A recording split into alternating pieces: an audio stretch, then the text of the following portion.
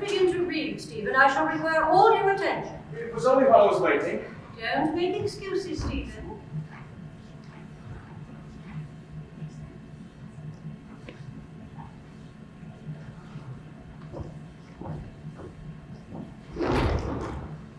Now, I haven't kept you waiting very long, I should think. Not at all, Mother. Yeah, get me my cushion.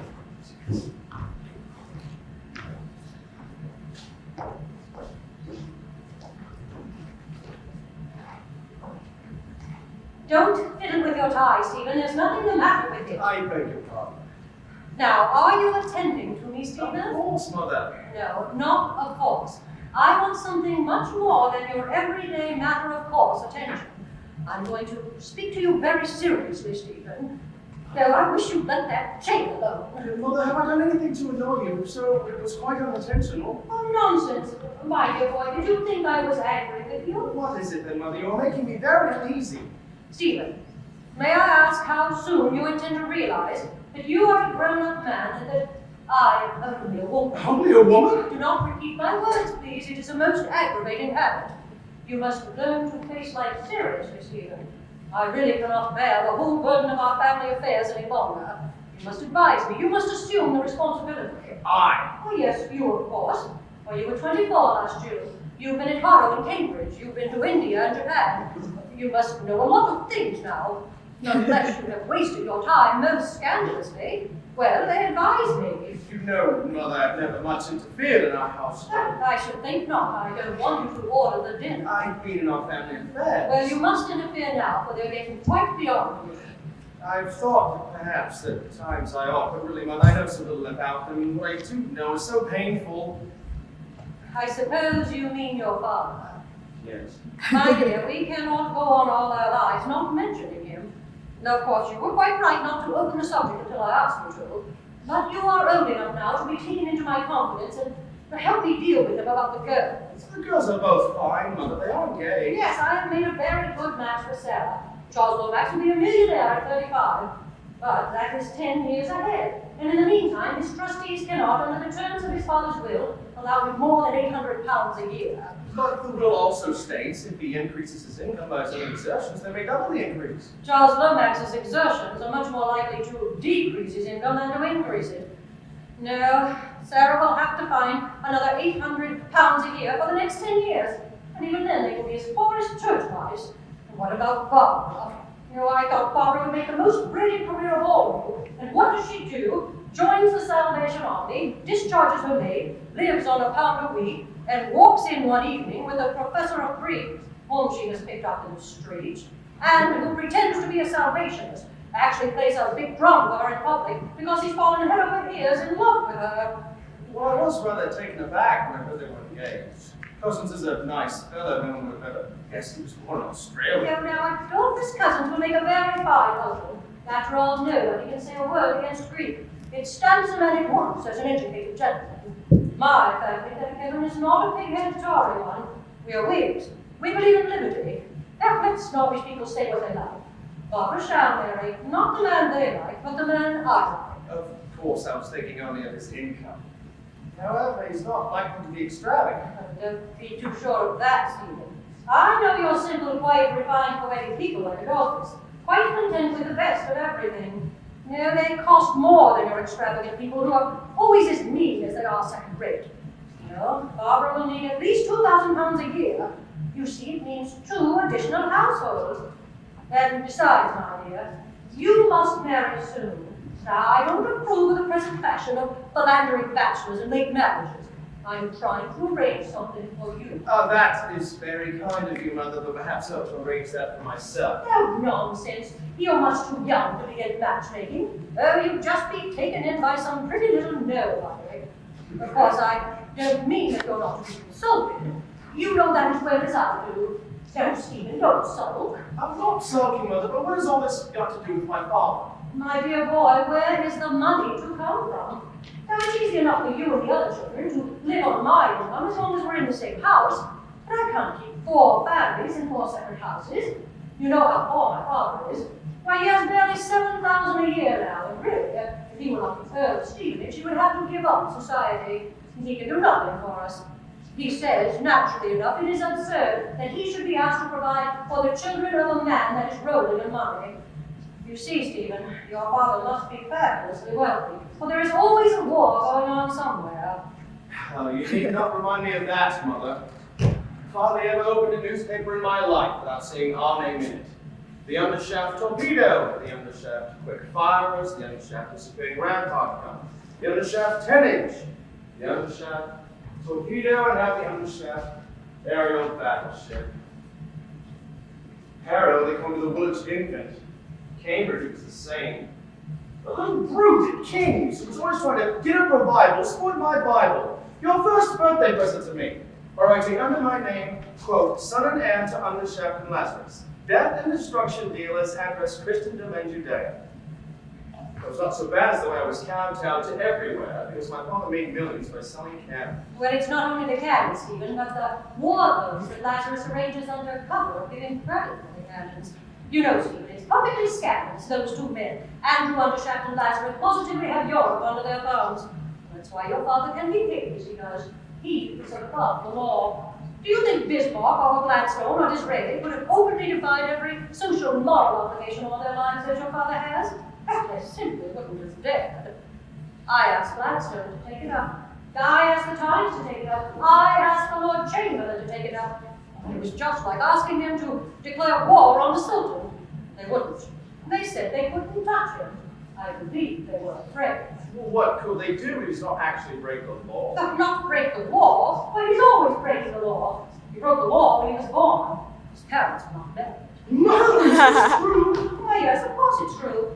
That was why we separated. And he married without letting you know this? Oh, no, now, to do Andrew justice, that's not the sort of thing he did. And besides, you know the Undershaft motto, unashamed. Everybody knew. But you said that's why you separated. Yes, because he wasn't content with being a foundling himself. He wanted to disinherit you for another family. That was what I could not stand. Do you mean for another? Don't stand, Stephen. Now speak distinctly. This is so frightful to me, Mother, to have to speak to you about such things. It is not comfortable for me either, Stephen. Especially if you are still so childish as to make it worse by a display of comparison. It is only in the middle classes, Stephen, that people get themselves into a state of dumb, helpless horror when they find that there are wicked people in the world. In our class, we must decide what is to be done with wicked people, and nothing should disturb our self-possession. Now, ask your question properly. Mother, have you no consideration for me? Either treat me as a child as you always do, and tell me nothing at all, or tell me everything and let me take as best I can. Treat you as a child? What do you mean? Why, it's most unkind and ungrateful of you to say such a thing. You know I have never treated any of you as children. Why, I've always made you my companion and friends, and given you perfect freedom to do and say whatever you like. So long as you like what I can approve of. I dare say we have been the very imperfect children of a very perfect mother. And I do beg you to let me alone for once and tell me about this awful business my father wanted to set me aside for another son. Another son? Well, I never said anything of the kind. I never dreamt of such a thing. Well, this is what comes of you interrupting me. But you said that's... Now be a good boy, Stephen, and listen to me patiently. The Undershafts are descended from a foundling in the parish of St. Andrew Undershaft in the city. Now that was long ago, during the reign of James I. Well, this foundling was adopted by an armourer and gunmaker. Over the course of time, the foundling succeeded to the business. And then, out of some notion of gratitude or some vow or something, he adopted another foundling and left the business to him. And that foundling did the same. Ever since, the cannon business has always been left to an adopted foundling named Andrew Undershaft. Did none of them ever marry with a no legitimate son? Oh yes, they married, just as your father did. And they were always rich enough to buy land for their own children and leave them well provided for. But they always adopted and trained somebody to succeed them in the business. Of course, they always quarreled furiously with their wives over it. Your father was adopted in such a way, and he pretends to consider himself bound to keep up the tradition and adopt somebody to lead the business too. Well, I wasn't going to stand for that. Or there may have been some reason for it when the Undershafts could only marry women of their own class, whose sons were not fit to govern great estates. But there would be no reason for passing over my son. I'm afraid I should make a poor hand at managing a cannon firm. No nonsense. You could simply hire a manager and pay him a salary. father evidently had no great opinion of my capacity. That tosh, child, you were just a baby. It had nothing to do with your capacity. Andrew did it on principle, just as he did every wicked and perverse thing on principle. But when my father remonstrated, Andrew actually told him to his face that history tells us of only 2 successful institutions, one the Undershaft firm, and the other the Roman Empire under the Antonines. That's because the Roman emperors all adopted their successors. Such rubbish. The Stevenages are as good as the Antonines, I hope, and you are a Stevenage. But that was Andrew all over. There you have the man, always clever and unanswerable when he was defending nonsense and wickedness, always awkward and sullen when he had to behave sensibly and decently. So then it wasn't my account your home life was broken up. Mother, I am sorry. Well, dear, there were other differences. I really cannot bear an immoral man. Now, I'm not a Pharisee, mind you, and I shouldn't have minded his merely doing wrong things, but we are none of us perfect. But your father didn't exactly do wrong things. He said them, and he thought them. That was what was so dreadful about it. He really had a sort of religion of wrongness. Just as one doesn't mind men practicing immorality, so long as they only are in the wrong by preaching morality. I could not forgive Andrew for preaching immorality while he practiced morality. Well, you all would have grown up without any principles, without any knowledge of what was wrong if he had been in the house. You know, Stephen, your father was a very attractive man in some ways. Children did not dislike him, and he took advantage of it to put the wickedest ideas into their heads and make them quite unmanageable. I did not dislike him myself, though very far from it. But nothing can bridge over moral disagreements. All this bewilders me, Mother. I mean, people may differ about matters of opinion or even about religion. But how do they differ between right and wrong? Right is right and wrong is wrong. Any man that believes differently is either a fool or a rascal, that's all. Oh, that's my own boy. Your father could never answer that, though he used to laugh and get out there under cover of some affectionate nonsense.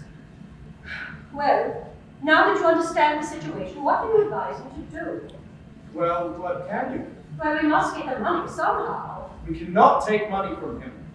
I'd rather live in some cheap place like Bedford Square in Hampstead and take another farthing of his money. After all, Stephen, our present income comes from Andrew. We never knew that. We didn't suppose your grandfather had anything to give me. Stephen just could not do everything for you. We gave you a social position. Andrew had to contribute something. He had a very good bargain, I think. So we are utterly dependent upon him and his cannons there? No, of course not. The money is settled. He simply provided it. So you see, it's not a question of taking money from him or not. It's simply a matter of how much. I don't want it all for myself. Nor do I. Oh, but Sarah does. And Barbara does.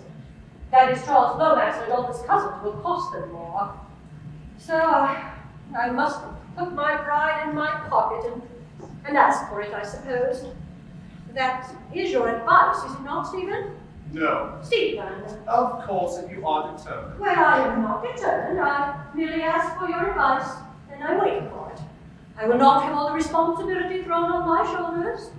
I would sooner die than ask him for another penny. You mean I must ask him then? Very well, it shall be as you wish, Stephen. You will be glad to know that your grandfather confessed. Only he thinks I ought to ask Andrew here to visit the girls. After all, he must have some natural affection for them. Ask him here. Do not repeat my words, Stephen. Where else would I ask him? I never expected you to ask him at all. No, don't tease, Stephen. Come. You must see it is necessary that he should pay us a visit, don't you? I suppose so. The girls cannot do without money. Thank you, Stephen. I knew you would give me the right advice when it was properly explained. I have asked your father to come here to see me. Oh, don't jump, Stephen. It fitted me so. Do you mean to say that my father is coming here tonight? That he may walk through that door any moment? Well, I said 8. Ring the bell, please. Oh, dear. It's 10 minutes to 8 yet, and I need to prepare the girls. I've asked Charles Lomax and Adolphus to dinner on purpose that they might be here. And we're going to see them in case he should cherish any delusions as to their being capable of supporting their world. Morrison, walk to the drawing room and tell everybody to come down here at once. Now remember, Stephen, I shall need all of your countenance and authority. Well, get me a chair here.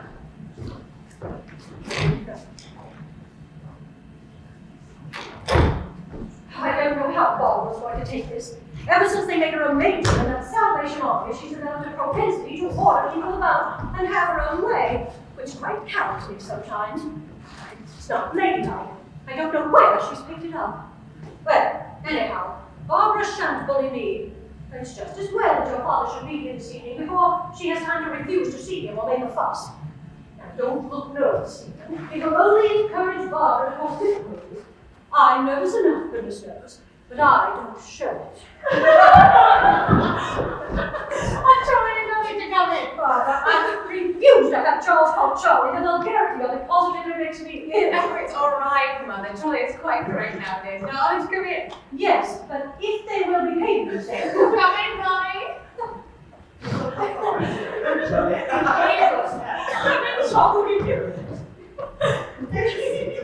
Sit down, all of you.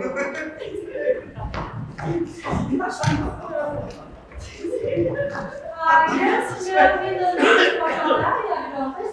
I am surprised at you, though. I expected nothing better of Charles Lomax. Barbara has been trying to teach me the West Ham Salvation Army. I see nothing to laugh at that.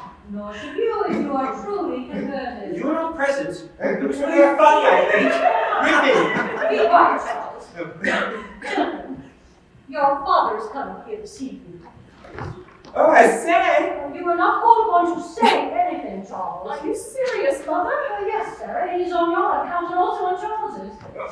Barbara, I do hope you're not going to object. Why, should I? My father deserves to be saved like anybody else. It's quite right as far as I'm concerned. But really, don't you know? Oh, I say. What are you trying to convey, Charles? You must admit this is a bit thick.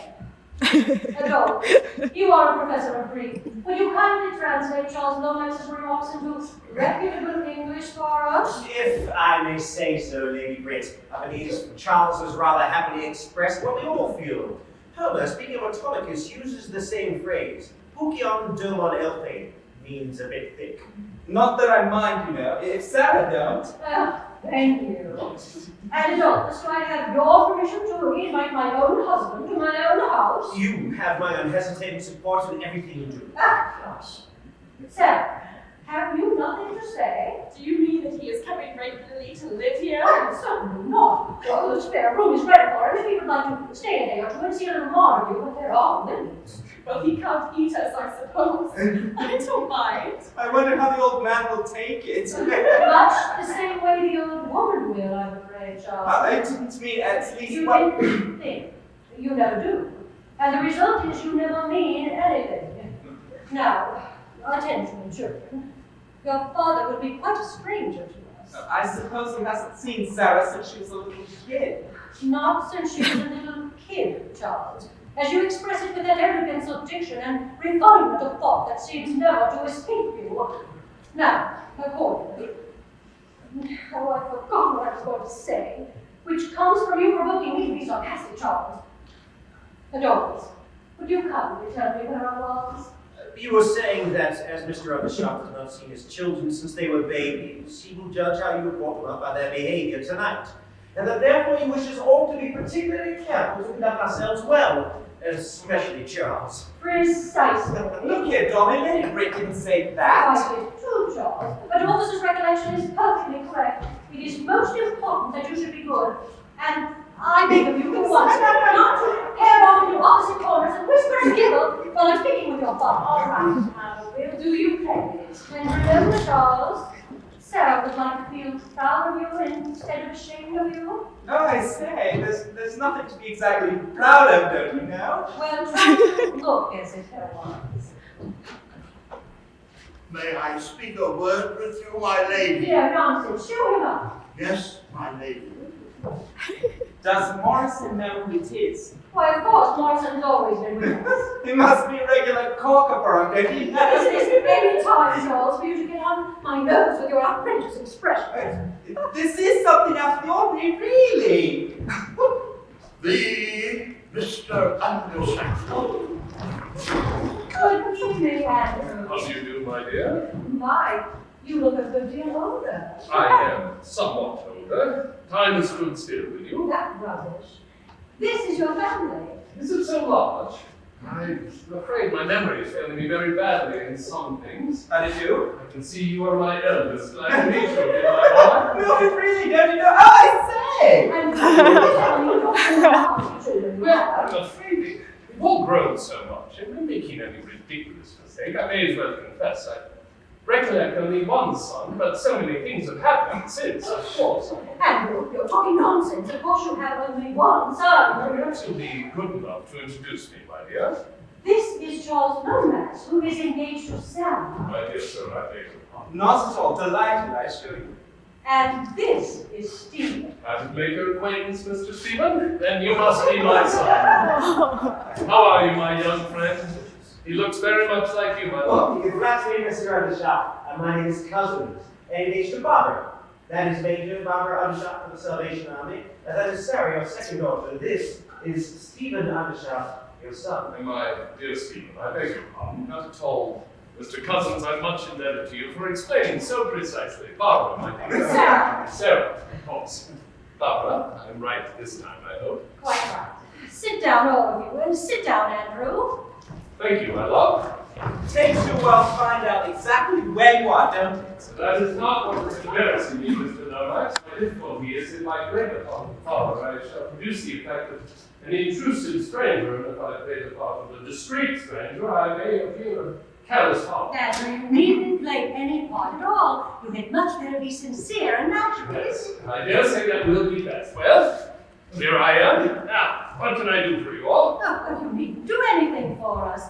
You are one of the family. You can just sit with us and enjoy yourself.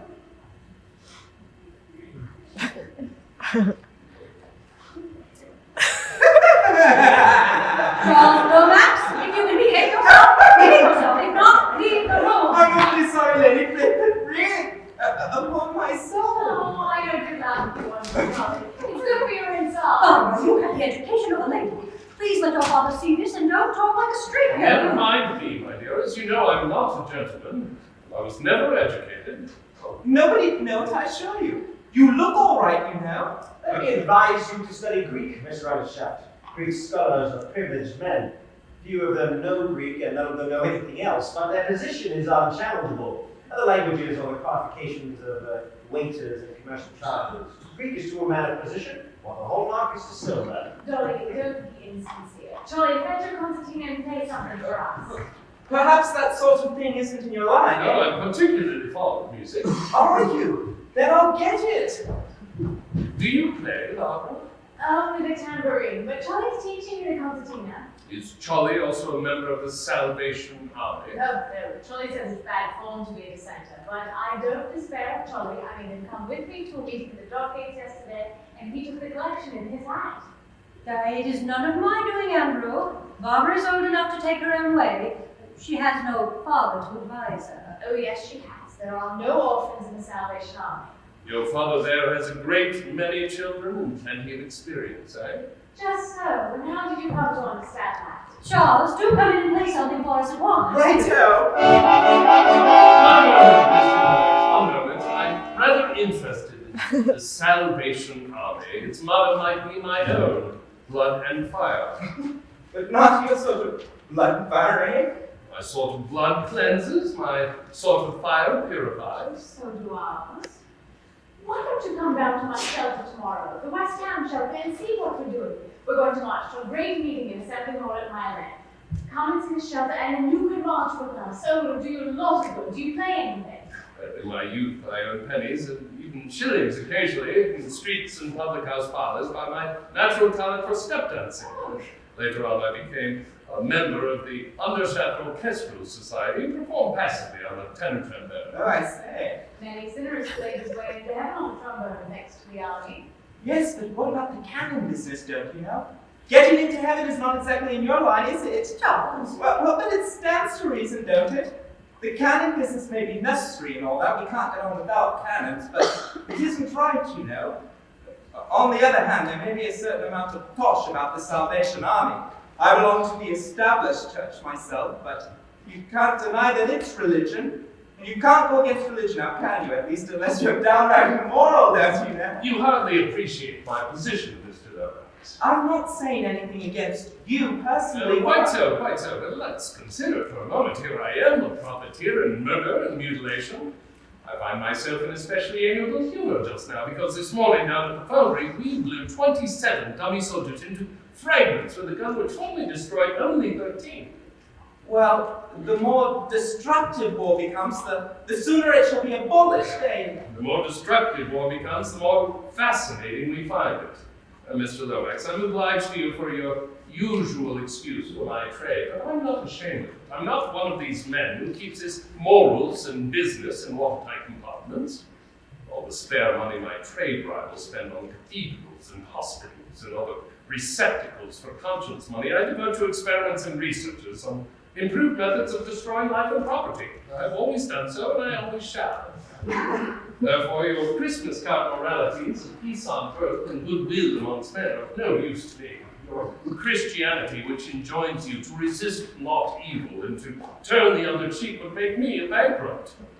In my morality, my religion, there must be room for tornadoes or torpedoes and cannons in it. You speak as if there were half a dozen moralities and religions to choose from, instead of only one true morality and one true religion.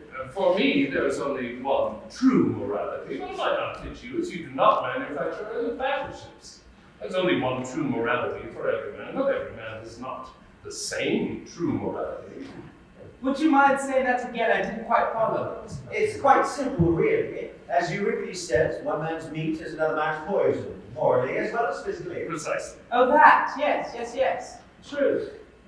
True. So, in other words, some men are honest and some are scoundrels. What? There are no scoundrels. Indeed. Are there any good men? No, not one. There are neither good men nor scoundrels. There are only children of one father, and soon they start calling each other names the better. Now, you needn't talk to me. I know them. I've had scores of them in my hands. Scoundrels, criminals, infidels, philanthropists, counterfeiters, miscreants, all sorts. They're all just the same sort of sinner, and there is the same salvation waiting for them all. May I ask, have you ever saved the maker of cannons? No. Will you let me try? I'll make a bargain with you. If I come tomorrow to see you in your salvation shelter, will you come the day after to see me in my cannon works? Okay, and you get the cannons up for the sake of the Salvation Army. Are you sure it will not end in you giving up the Salvation Army for the sake of the cannons? I will take my chance at that. And I'll take my chance at the other. Where is your shelter? In West Ham, at the sign of the cross. Ask anyone in Canada. Where he works. Venerable St. Andrews at the sign of the sword. Ask anybody in Europe. Hadn't I better play something? Yes, give us all what Christian soldiers. Well, that's rather a strong one to begin with, don't you know? Suppose I sing, "Thou art passing hence, my brother." It's much the same tune. It's too melancholy, Charlie. You get yourself saved and you will pass hence, my brother, without making such a fuss about it. Barbara, you act as if religion were a pleasant subject. Do have some sense of propriety about I it. don't find it an unpleasant subject, my dear. It is the only one capable people really care for. Well, if you are determined to have it, I insist on having it in a proper and respectable way. Charles, ring for prayer. Oh, I'm afraid I must be going. Well, no, Andrew, you can't leave. What will the servants think? Sit down. My dear, I have conscientious scruples. May I suggest a bargain? If Barbara will conduct a little service in the drawing room with Mr. Lomax as organist, I will attend willingly. I may even take part if a trombone can be procured. No, don't mock, Andrew. You don't think I'm mocking, my love, I hope. No, and it wouldn't matter if you were. Half the army came to their first meeting for a lot. So come along, come join us. Well, I will not be disobeyed by everybody. Adolphus, sit down. Charles Lomax, you may go. You're asking for prayers. You will not keep your countenance. Oh, I say! But you, Adolphus, can behave yourself if you choose to. I insist on you staying. My dear Lady Brit, there are things in the family prayer book I couldn't bear to hear you say. Well, what things, pray? Well, you would have to say before the servants that we have done things we ought not to have done, and left undone things we ought to have done, and there is no help in us. I cannot bear to hear you doing yourself such an injustice, and Barbara such an injustice. As for myself, well, I flatly deny it. I have done my best. I shouldn't dare to marry Barbara. I couldn't look you in the face if it were true. So I must go to the drawing room. Yeah, then go. But remember this, Adolphus. I have a very strong suspicion that you went to the Salvation Army to worship Barbara and nothing else. And I quite appreciate the very systematic way in which you constantly humbug me. I have found you out. Take care Barbara doesn't. That's all. Don't tell on me. Now, Sarah, if you want to go, go. Anything is better than to sit there and look as if you wish to for 1,000 miles away. Very well, Mamma. What's the matter now, Mother? No, it's nothing. It's just foolishness, that's all. You can go with him too if you want to and leave me here with the servant. Oh, Mother, you mustn't think that. I don't like him. Well, the others do. Oh, that is the injustice of a woman's lot. A woman must bring up her children, and that means to restrain them, to deny them things they want, to set them tasks and punish them when they do wrong, to do all the unpleasant things. And then the father, who has nothing to do but pet them and spoil them, comes in when all her work is done and steals their affection from her. Mother, it is not our affection he's stolen. It's not our curiosity. Oh, I will not be consoled, Stephen. No, there's nothing the matter with me.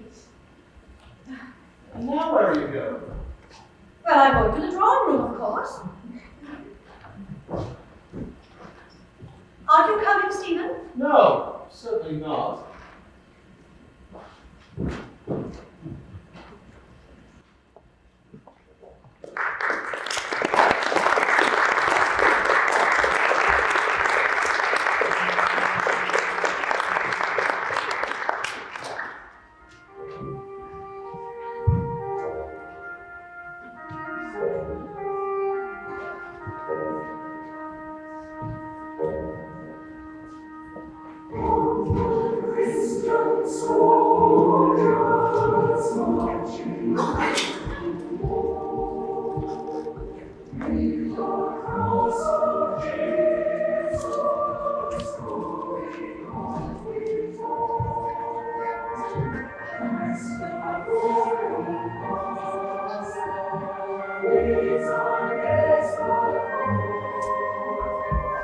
So tell me how Agnes was. I didn't get to say.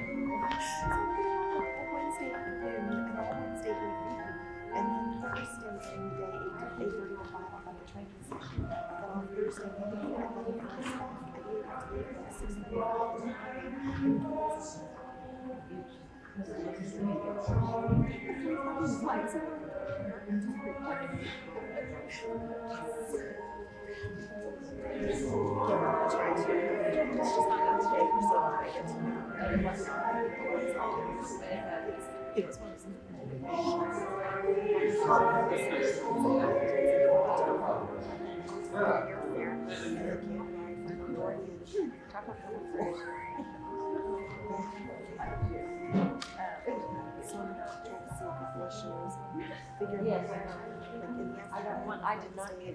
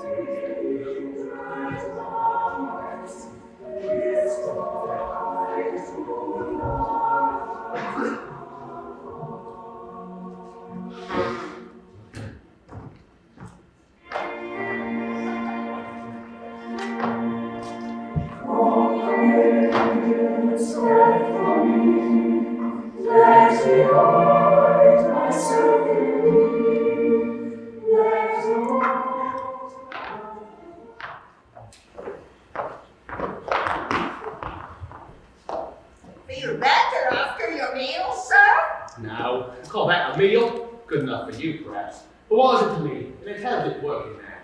Working man? What are you? Painter? Yes, you dare say. I know. Every loaf that can nothing calls itself a painter. But I'm a real man. Right, finisher, $38 a week when I can get. Then why don't you go out and get it? I'll tell you why. First, I'm intelligent. It's wrong, Kelvin here. Yes, intelligent beyond the stages of life in which it is pleased the capitalists and economy, and they don't like a man and sees through it. Second, an intelligent being needs a due share of happiness, so I drink to myself something cruel when it gives me chance. Third, I stand by my class and do as little as I can, so as to leave off the job for my fellow workers. Fourth, I'm fly enough to know what's inside the law and what's outside, and when inside it, I do as the capitalists do. I pinch what I can lay my hands on. In a proper state of society, I am sober, industrious, and honest. When it wrong, so to speak, I do as the Rummy says. What's the consequence? Oil trade is bad, and it's rotten bad dish now. And the employers have to sack off their workers, they generally start on them. What's your name? Price. Wrong hair, O'Brien, twice. Usually called Snobby Price, they call it. Snobby's a common, ain't it? You said he was a painter. Not that kind of snob, but this genteel sort. Not too much. Owing to my intelligence, and my father being a chartist and a reading thinking man, a stationary kid, I'm only a common genius of wood and drawers of water, and don't you forget it. What's your name? Rummy Mitchens, sir. You're Miss Mitchens. Mrs. Mitchens. What? Rummy, respectable married woman, getting rescued by the Salvation Army by pretending to be a bad one. Same old game. What am I to do? I can't stop. Them Salvation classes is scared them girls. But the better you are, the worse they likes to think you were before they rescued you. And why shouldn't they have some of the credit for us? They work to rags by their work. And where would they get the money to rescue us if we were still out? We're no worse than other people. You know what ladies and gentlemen are. Thieving swine. Wish I had that job, Rummy, and all the same. What was Rummy stand for, perhaps? That name? Short for wrong. For what? Wrong. It's out of the new book. Somebody might have wanted me to rob a boy. We're companions in misfortune, Rummy. Both of us got names that nobody can pronounce. Consequently, I'm Snobby and you're Rummy because Bill and Sally wasn't good enough for our parents. Such is life. Oh, sorry, Mr. Price. Was it Major Parker? No, I came here on my own. I'm going to be Bronte O'Brien Price, the converted painter. I know what they like. I'll tell them how I blasphemed and gambled and whopped my poor old mother. Just you to meet your mother. Not likely. She used to beat me. No matter. You come and listen to the converted painter, and you'll hear how she was a pious woman and taught me prayers at the knee, and how I used to come home drunk and drag her out of bed with your snow white hairs and lay into her with a poker.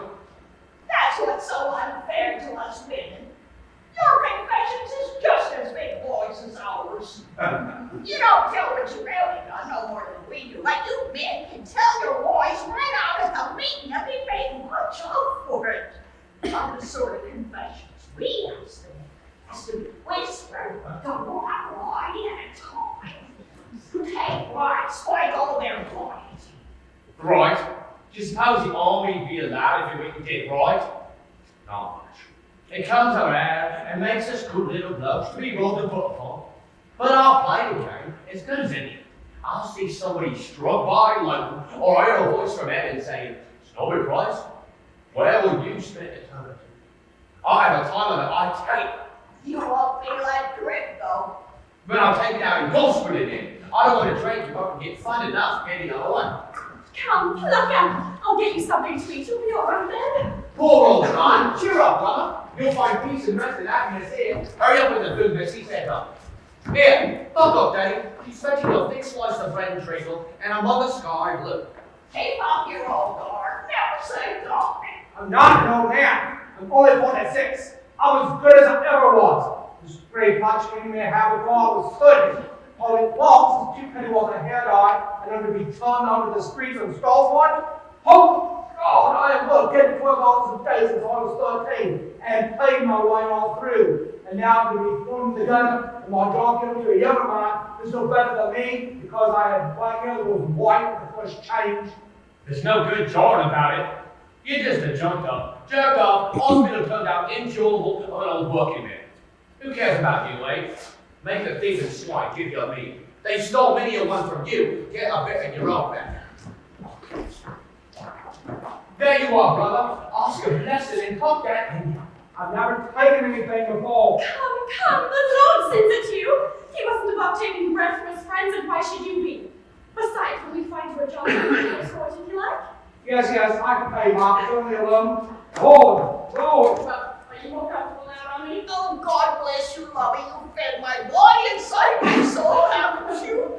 Oh, sit down and rest for a bit. You must be ready to walk. Oh, I've been going hard since morning. But there's more work than we can do. I mustn't stop. Oh, try a prayer. Just 2 minutes. You'll work all the better up. Oh, isn't it wonderful how a few minutes prayer revives you? It was quite like 10, 12 o'clock. I was so tired. But Major Barbara just sent me to pray for 5 minutes. And I was just on his well when you began. Did you get a piece of bread? Yes, miss. But I have a peace that I value more. And that's the peace that passes all understanding. Glory, hallelujah! That makes me so happy. You say that I feel wicked for loitering here. I must get to work again. I know you. You're the one that took away my care. You're the one that said again, mate. I'm gonna have a mother haircut for her, for you. I'm gonna let her know. I'm gonna let you know. I'm gonna give her doing that chicha got away from me. I'm with you and you wanna come out before I come in and kick off. You tell Bill Walker wants her. You know what that means. And if you keep away, it'll be worse. Now, if you stop to drop back, I mean, I'll start it on you. Do you hear? And there's the way. In you go. Easy there, ladies. Here doing you no harm. What do you call money? I'll stand up for you. Put up your head. God forgive you! How could you strike an old woman like that? Oh, God forgive me again. God forgive you from the cross and crying for a week. You haven't done to say that. No, lady, she hasn't anything to do with me. Good job for you. I can't tell you listen to you and fight your one thing after you start, Cal. I'm going to fetch them off you. I'm going to knock your face off and set you off and stuff. Oh, please, do not tell me, Margaret! You want to fly away from me, do you? Please don't break my hair! Let me go! Oh, yeah, don't you? No! Yes, sir. know. Give me strength! Now you go and show that and tell us you want more like it. Now come on, interview with me.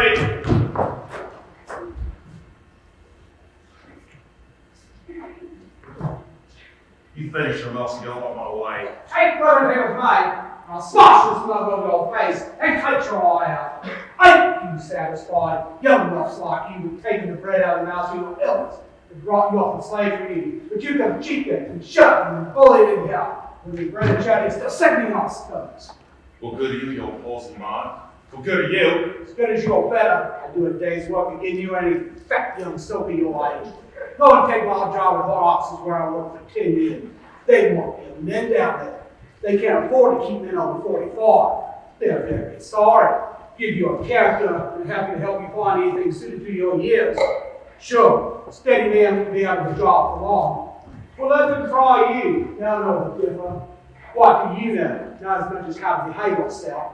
Laying your dirty fist across the mouth of a respectable woman. You provoke me to lie across Shirley, yeah? Oh, you like it on my head, don't you, when you're finished with the women?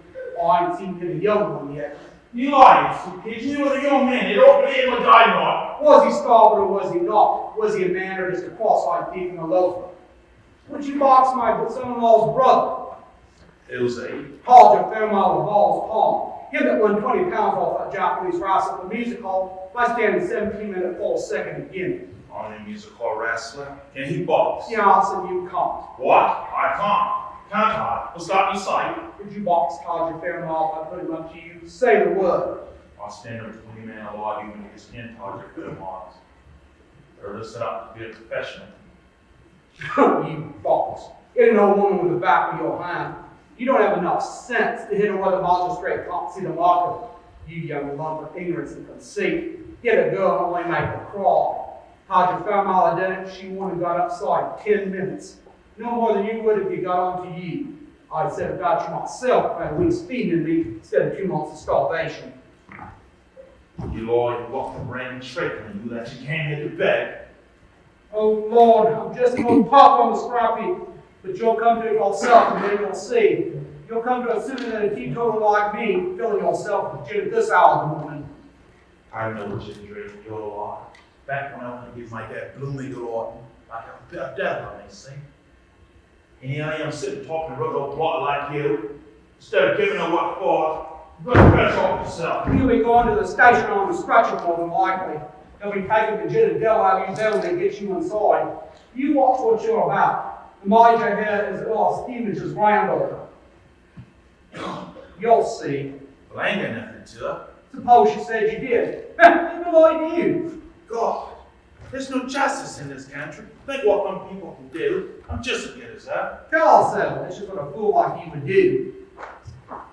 Well, good morning. Good morning, miss. Oh, sit down. Make yourself at home. Yes, did you make friends with us? We want to know all about you. Names, addresses, trades. See the Shirley. There you go. Don't have to put $34 too over. If I'll still like to dye your hair. I did. You know, I just came out of Corners Inquest on me, daughter. Steady? Teetotaler, never been out of work before. Good worker. Now, just going to the office like an divorce. No matter. If you did your part, God will do his. My religion is no concern to anybody but myself. Oh, I know. Secularist. Yeah, I often didn't know it. Oh, why should you? My own father's a secularist, I think. Well, and our father, yours and mine, reveals himself in many ways, and I dare say he knew what he was about when he made a secularist of you. So buck up, Peter. You can always find a job for a good man like you. Now, what's your name? It's that to you. Afraid to give his name. Who's afraid to give his name? If you want to bring a charge against you, bring it. My name's Bill Walker. Bill Walker. Oh, you're the man that Jenny Hill was praying for inside just now. Bill's Jenny Hill, what part she has to pray for me. I don't know, perhaps it was you that cut her lip. Yes, it was I that cut her lip. I'm not afraid of you. Oh, how would you be since you're not afraid of God? You're a brave man, Mr. Walker. It takes some pluck to do our work here, but none of us dare lift a hand against a girl like that for fear of her father in heaven. I want none of your kitten jar. I suppose you think I came into bed from you like a image like that. And one of your brethren striking your cat, and I don't believe in your God, no more than you do yourself. Oh, I'm sorry, Mr. Walker. I didn't understand. I'll strike your name out. You leave my name alone, it's not good enough to be in your book. Well, you see, there's no use in me putting your name down unless we can do something for you. Now, is there? What's your trade? It's no concern of yours. Just so. I'll put you down as the man who struck poor little Jenny Hill in the face. Now, see, I'm not this. What did you come to us for? I came here to get my gas. I'm going to take all this and break the job. Oh, so you're right about your trade then. What's her name? Her name's Moriarty, that's what her name Oh, Mog, she's gone to Canning Town, to our barracks there. is. Is she? Then I'm going to Canning Town. You won't be lying to get shot, mate. I don't want to get shot if you happen to keep it here and save your soul. And you better stay, though. You're going to have a bad time of it today. Who's going to give it tonight? You, perhaps? Oh, someone you don't believe in, but you'll be glad afterwards. We'll go to Canning Town, get out of reach of your town. And if I don't find Mom, I'm going to come back and do 2 years for you. So help me God if I don't. It's no use, Will. She's got to be alone. What? One of her own converts. He fell in love with her when he saw her with her soul saved and her face clean and her hair washed. What does she wash it for? Carrot is slapped. It's red. Oh, well, it's quite lovely now. She wears a new look in her eye with it. Oh, it's a pity you're too late. And you don't got your nose out of joint. I put his nose out of joint for him. Not that I care close for him on that. But I teach him the treatment because I was dead. I teach him metal with my Judy. What's his bully name? Sergeant Hodge Fairmont. Oh, I'll go with her, miss. I want to see those two meet. I'll take him to the infirmary when it's over. Is that him who was speaking on? That's him. You met wrestler at the music hall. Competitions at the National Sporting Club will apply 100 a year to him. But he's given up now for religion. Still, he's a marked fresh for one to exercise that he's accustomed to. He'll be glad to see you. Come along. What's his wife? 13-fold. Go and talk to him then. He'll convert you. You can butt your head into a mashed potato. I'm not afraid. I'm not afraid of anybody. Betty's late, mate. She's done, mate. You ain't going. I thought not. Jenny! Yes, Major? Go and tell Rummy to come out and clear away here. I think she's afraid. Nonsense. She must do as she's told. Rummy, the Major says you must come. Oh, poor Jenny, you must be tired. It doesn't hurt. Oh, no, it's all right now. It's nothing. It was as hard as he could hit, I expect. Poor girl. Now, you're not angry with him, are you? Oh, no, indeed I'm not, Major. Bless his poor heart. Now, Rummy, bustle. Take in those cups and plates to be washed and put those crumbs out for the birds. I ain't crumbs. Sign the time to be wasting good bread and buds. Jane, we're going to see the shelter, mate. This is your father.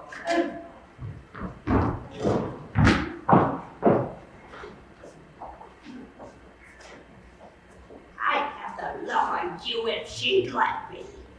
You flat-eared pig-nosed popper. You're no gentleman to hit a lady in the face. Here with you, and don't get into more trouble by talking. I don't think I've had the pleasure of being introduced to you. Stop. Who you talk to me? You leave me alone, do your mischief. I'm not dirty for anyway. But don't be afraid. You're not such fine company you need expect to be sought after. Oh, there you are, Mr. Shirley. This is my father. I told you he was a secularist, didn't I? Perhaps you two can comfort one another. A secularist? Not the least in the world. On the contrary, you confirmed Miss. Oh, I'm sorry, Papa. But what is your religion in case I have to introduce you again? My religion? Oh, my dear, I'm a millionaire. That is my religion. Well, I'm afraid you and Mr. Shirley won't be able to comfort one another. You're not a millionaire, are you, Peter? No, I'm proud of it. Poverty, my friend, is not the thing to be proud of. Who might do millions for you? Me and my wife. What's kept us poor, keeping you rich. I wouldn't have your conscience, not for all your income. And I wouldn't have your income, not for all your cost. Oh, you wouldn't think he was my father now, would you, Peter? Could you go in and help the girls, please? We're worked off our feet. Yes, I am in their debt for a meal, ain't I? Oh, no, Peter, not because you're in their debt, but for love of them. And don't stare at me. In with you and give your conscience a holiday. There's a pity you're not trying to use your reason, miss. You'd be a very taking lecture on secularism. Never mind me, my dear. Go about your work and let me watch it for a while. All right. For instance, what is the matter with this outpatient over here? We'll have purely no time to watch.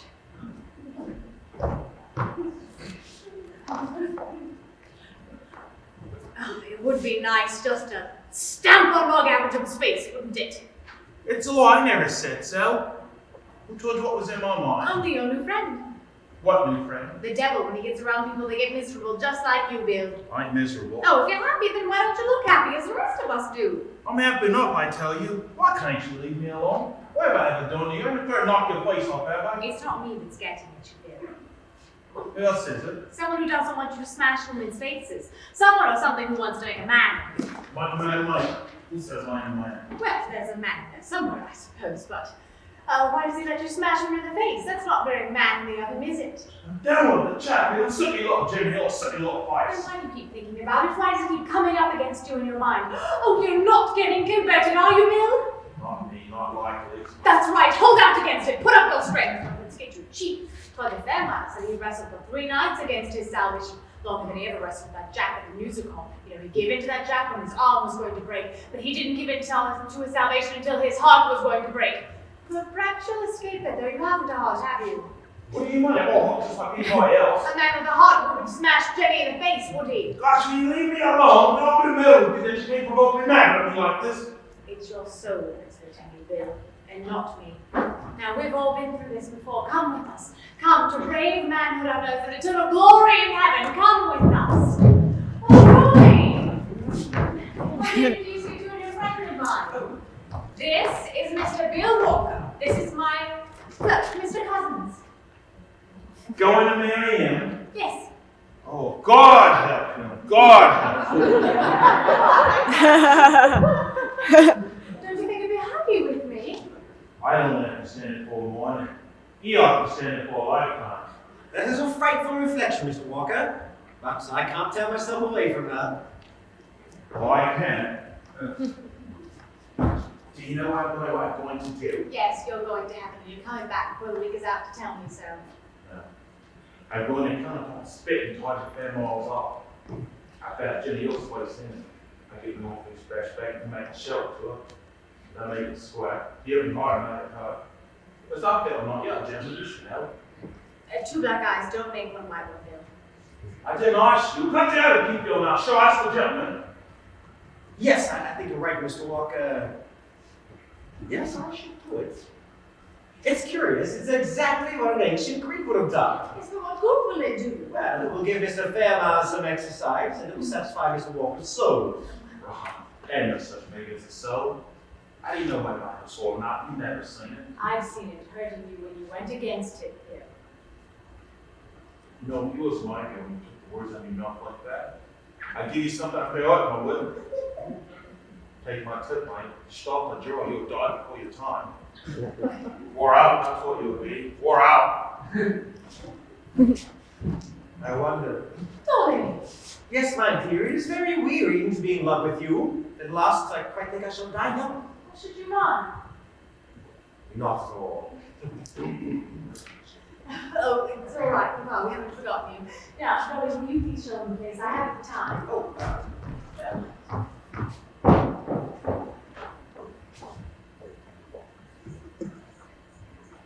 I fancy you guess something of what is in my mind, Mr. Cusins. Exactly so. But suppose Barbara finds you out. you know, I do not admit that I'm imposing on Barbara. I am quite genuinely interested in the views of the Salvation Army. The fact is, I am sort of a collector of religions. The curious thing is that I find I can believe them all. By the way, have you any religion? Oh, yes.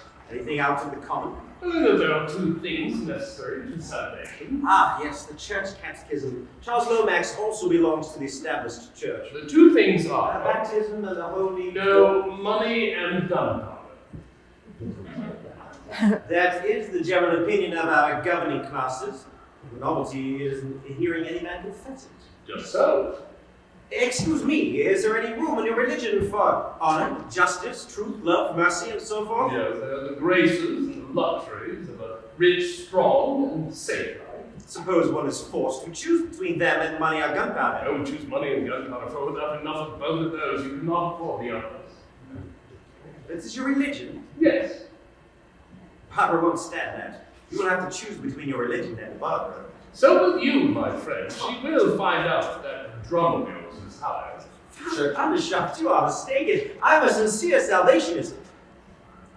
You do not understand the Salvation Army. It is the army of joy, of love, of courage. It has banished the fear and remorse and despair of the old hell-ridden evangelical sects. It marches to fight the devil with trumpet and drum, with music and dancing, with banner and palm as it becomes a sally from heaven by its happy garrison. It picks the waster out of the public house and makes a man of him. And finds a worm wriggling in a back kitchen, and lo, a woman, men and women of rank, 2 sons and daughters of the highest. It takes the poor professor of Greek, the most artificial and self-suppressed of all human creatures, from his meal of roots, and lets loose the rhapsodist to him, reveals the true worship of Dionysus to him, sends him down the public street, drawing thither. You will alone, Bishop? Oh, they are accustomed to these sudden ecstasies. However, if the drum worries you... Thank you. You remember what Euripides says about your money and gunpowder? No. One and another, and money and guns, they are Apostles' brother. And men in the millions float and flow and seethe, the million hopes is level. And they win their will, or they miss their will. The hopes are dead, or are pined for still, but whoe'er can know as the long days go, that to live is happy, has found his heaven. My translation, what do you think of it? I think, my friend, if you wish to know as the long days go, that to live is happy, you must first acquire money enough for a decent life, and power enough to be your own master. You are damnably discouraging. Is it so difficult a thing to see that the Spirit of God, whatever it be, the law that abides and changes not ages long, the eternal and nature-born, these things be strong? What else is wisdom? What of man's endeavor? God's high grace, so lovely and so great, to stand from fear set free, to breathe and wait, to hold a hand uplifted over fate. And shall not Barbara be loved forever? Euripides mentions Baughman, does he? It's a fair translation. The word means loveliness. May I ask, as Barbara's father, how much a year she is to be loved forever on? As for Barbara's father, that is more your concern than mine. I can feed her by teaching Greek, that is about all. Do you consider it a good match for her? Mr. Undershaft, I am in many ways a weak, timid, ineffectual person, and my health is far from satisfactory. But whenever I feel I must have anything, I get it, sooner or later. I feel this way about Barbara. I don't like marriage. I feel intensely afraid of it, and I don't know what I should do with Barbara or what she will do with me. But I feel that I and nobody else must marry her.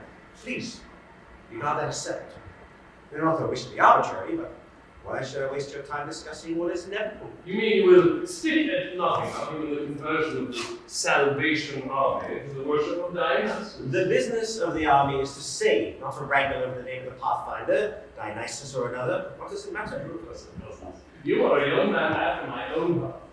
Mr. Undershaft, you are, insofar as I'm able to gather, the most infernal rascal. But you appeal very strong to my sense of ironic humor. And now, to business. Pardon me, we are discussing religion. Why return to such an uninteresting and unimportant subject as business? Religion is our business at present, for it is through religion alone that we can win Barbara.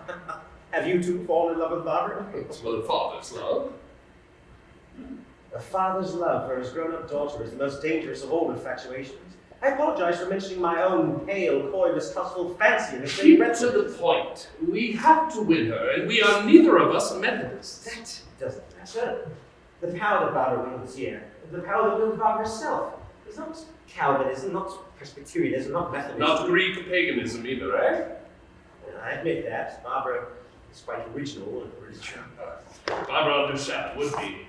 Her inspiration comes from within herself. How do you suppose it got there? It is the Undershaft inheritance. I shall hand my torch on to my daughter. She shall make my converts and preach my gospel.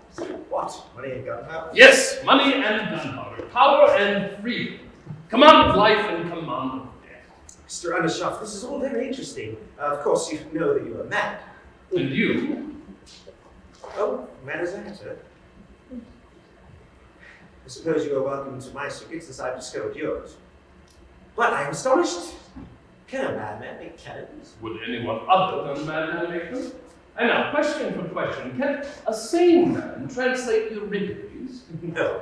Can a sane woman make a man of a wafer and a woman of a well? Father Colossus, mammoth millionaire. Are there 2 mad people in this salvation shelter today, or 3?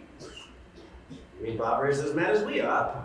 So let's call these by their proper names. I'm a millionaire, you are a poet, Barbara is a saver of souls. What have we 3 to do with a common mob of slaves and idolaters? Take care. Barbara is in love with the common people, and so am I. Have you never felt the romance of that love? Have you ever felt the love for poverty like St. Francis? Have you ever felt the love for illness and disease like our nurses and philanthropists? Such passions are not virtues, but the most unnatural of all the vices. This love for the common people there. Please, Earl's granddaughter, or the university professor, but I have been a common man and a poor man, and it has no romance for me. Leave it to the poor to pretend that poverty is a blessing. Leave it to the coward to make a religion of his cowardice by preaching humility. We know better than that. We 3 must stand together above the common people. How else can we help their children climb up beside us? Barbara must belong to us and not the Salvation Army.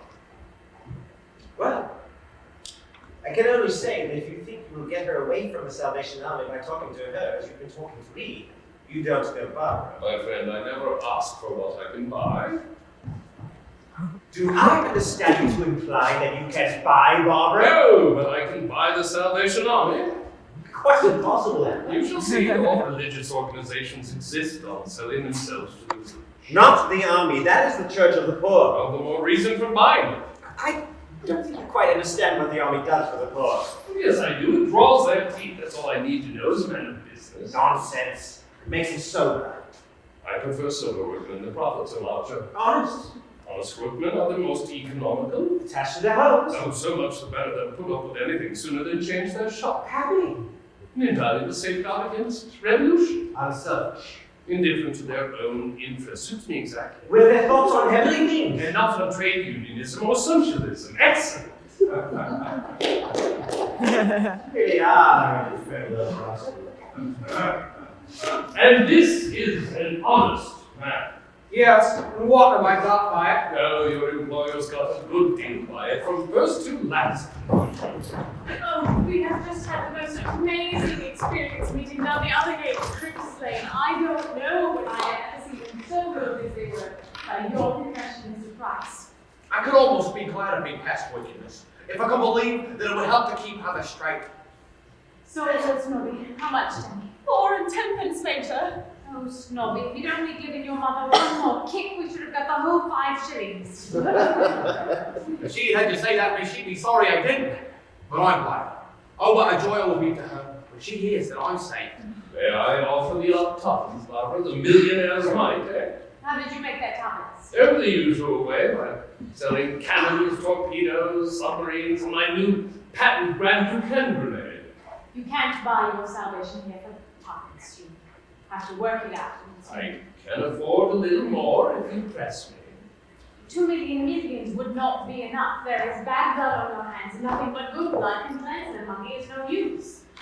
Darren, you must write another letter to the papers for me. Oh, Because I know you don't like it, but it must be done. The starvation this winter is killing us.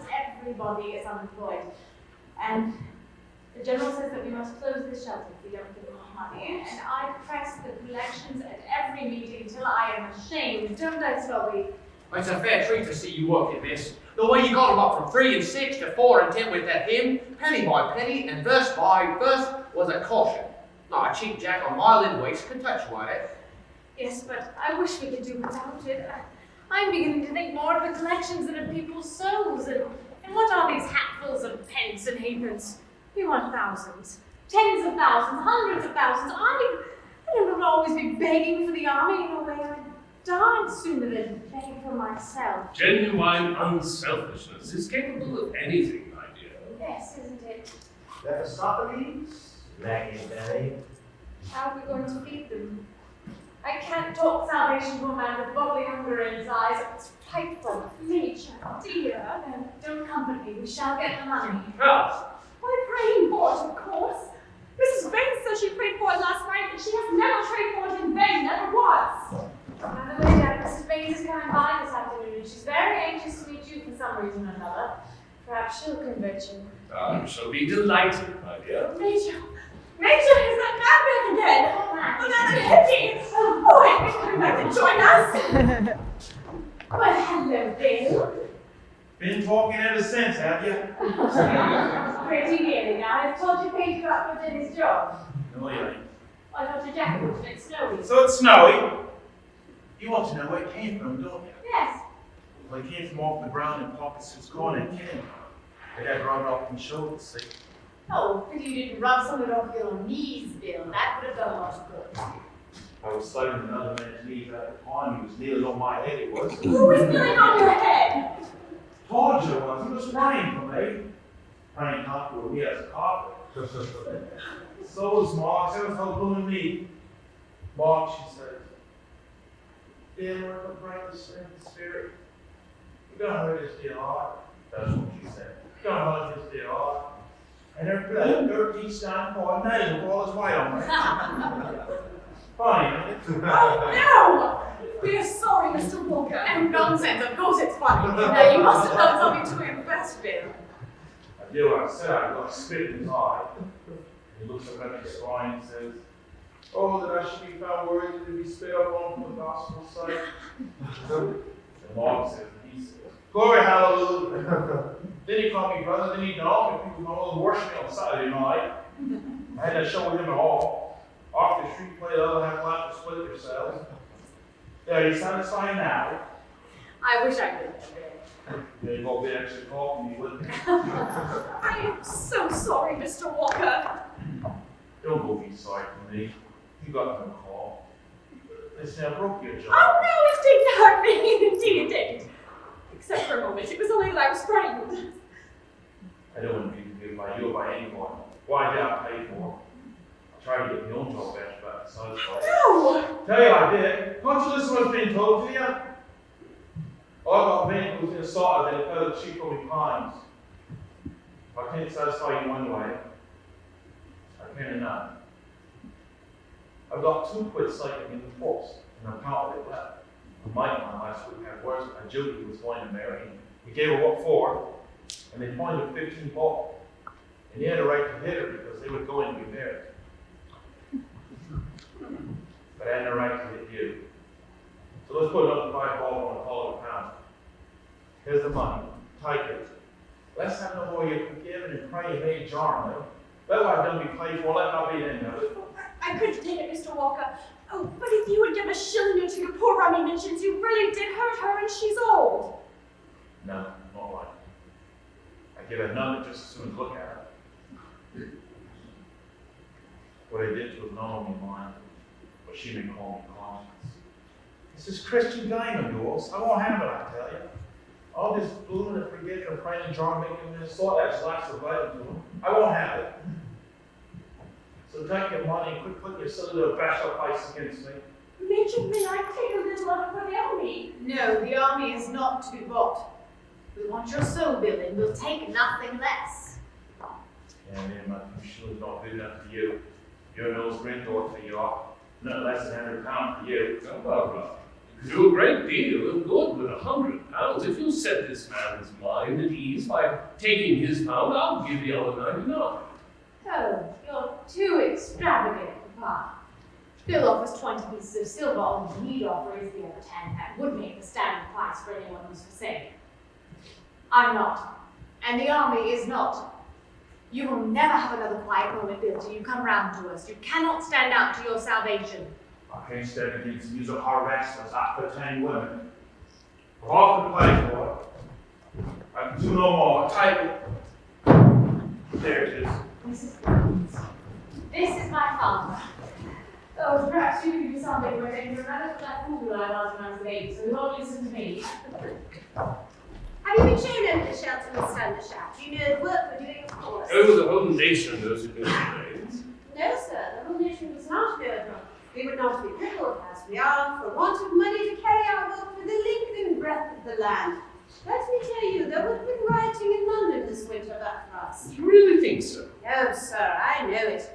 I remember 1886 when you rich gentlemen hardened your hearts against the cry of the poor. They broke the windows of your clubs in Pall Mall. Yes, and the Mansion House Fund went up next day from £30,000 to £79,000. I remember quite well. Well, won't you help me to get out of the people? They won't break windows then. Come, Price, let me show you to this gentleman. Do you remember the window breaking? Your father thought it was a revolution, ma'am. And would you break windows now? Oh, no, ma'am. The windows of heaven have been opened to me. I know now that the rich man is a sinner. What we sell. Snobby Price! What is it? Your mother's asking for you the other day to Cripps' line. She's heard about your confession. No, go, Mr. Price, and pray with her. You can go to the shelter, Snobby. I couldn't better face her right now with all the weight of my sins fresh on me. Tell her she can find her son at home waiting for her in prayer. You see, Mr. Undershaft, how we take the anger and bitterness against you out of their hearts. It is certainly most convenient and gratifying to all large employers of labor, Mrs. Baines. Now, Barbara, Jenny, I have good news, most wonderful news.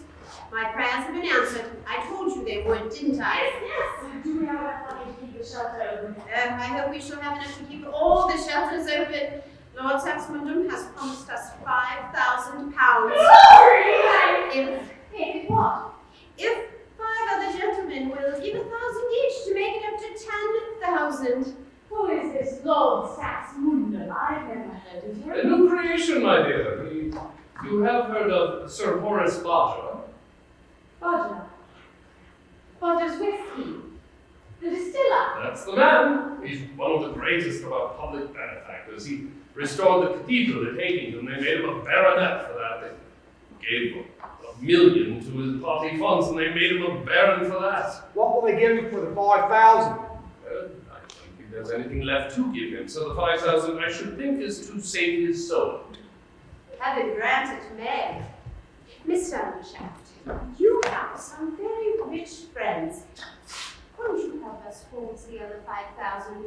We are going to hold a great meeting this afternoon at the Assembly Hall in Mile End Road. If I could only announce that one gentleman would come forward to support Lord Saxmundham, others would follow. Don't you know someone? Couldn't you? Wouldn't you? Oh, Miss Undershaft, think of those poor people. Think of how much it will mean to them and how little to a great man like you. Mrs. Baines, you are irresistible.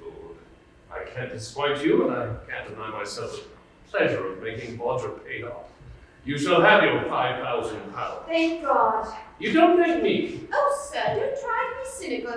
Don't be ashamed for being a good man. The Lord will bless you abundantly, and our prayers will be like a strong fortification around you all the days of your life. You will let me have a check to show at the meeting, won't you? Jenny, go fetch me a pen and ink. Don't disturb Miss Hill. I have a thought. What price are they issued now? Stop! Mrs. Baines, you're not really going to take this money, are you? Barbara, why not? Why not? Do you know what my father is? Have you forgotten that Lord Saxmundham is Bodger, the whiskey man? Did you remember how we implored the county council to stop him from writing Bodger's whiskey and that is a fire against the sky, so that the poor drink-room creatures on the embankment could not wake up from their snatches of sleep to be reminded of their deadly thirst by that wicked sky sign? You know that what I have to fight here is not the devil, but Bodger. Bodger with his whiskey and his distilleries and his tide houses. Are you going to make this another tide house for him and ask me to keep it? Rotten drinking whiskey it is, too. Barbara, dear, Lord Saxmundham has a soul to be saved like any of us. If heaven has found a way to make good use of his money, we'll just set ourselves up against the answer to our prayers. I know that he has a soul to be saved. Let him come down here, and I will do my best to help him to his salvation, but he wants to come Send his check down here to buy us and go on being as wicked as ever. Come, Barbara, alcohol is a very necessary article. It heals the sick. It does nothing of the sort. Well, it assists the doctors. Perhaps that is a less questionable way of putting it.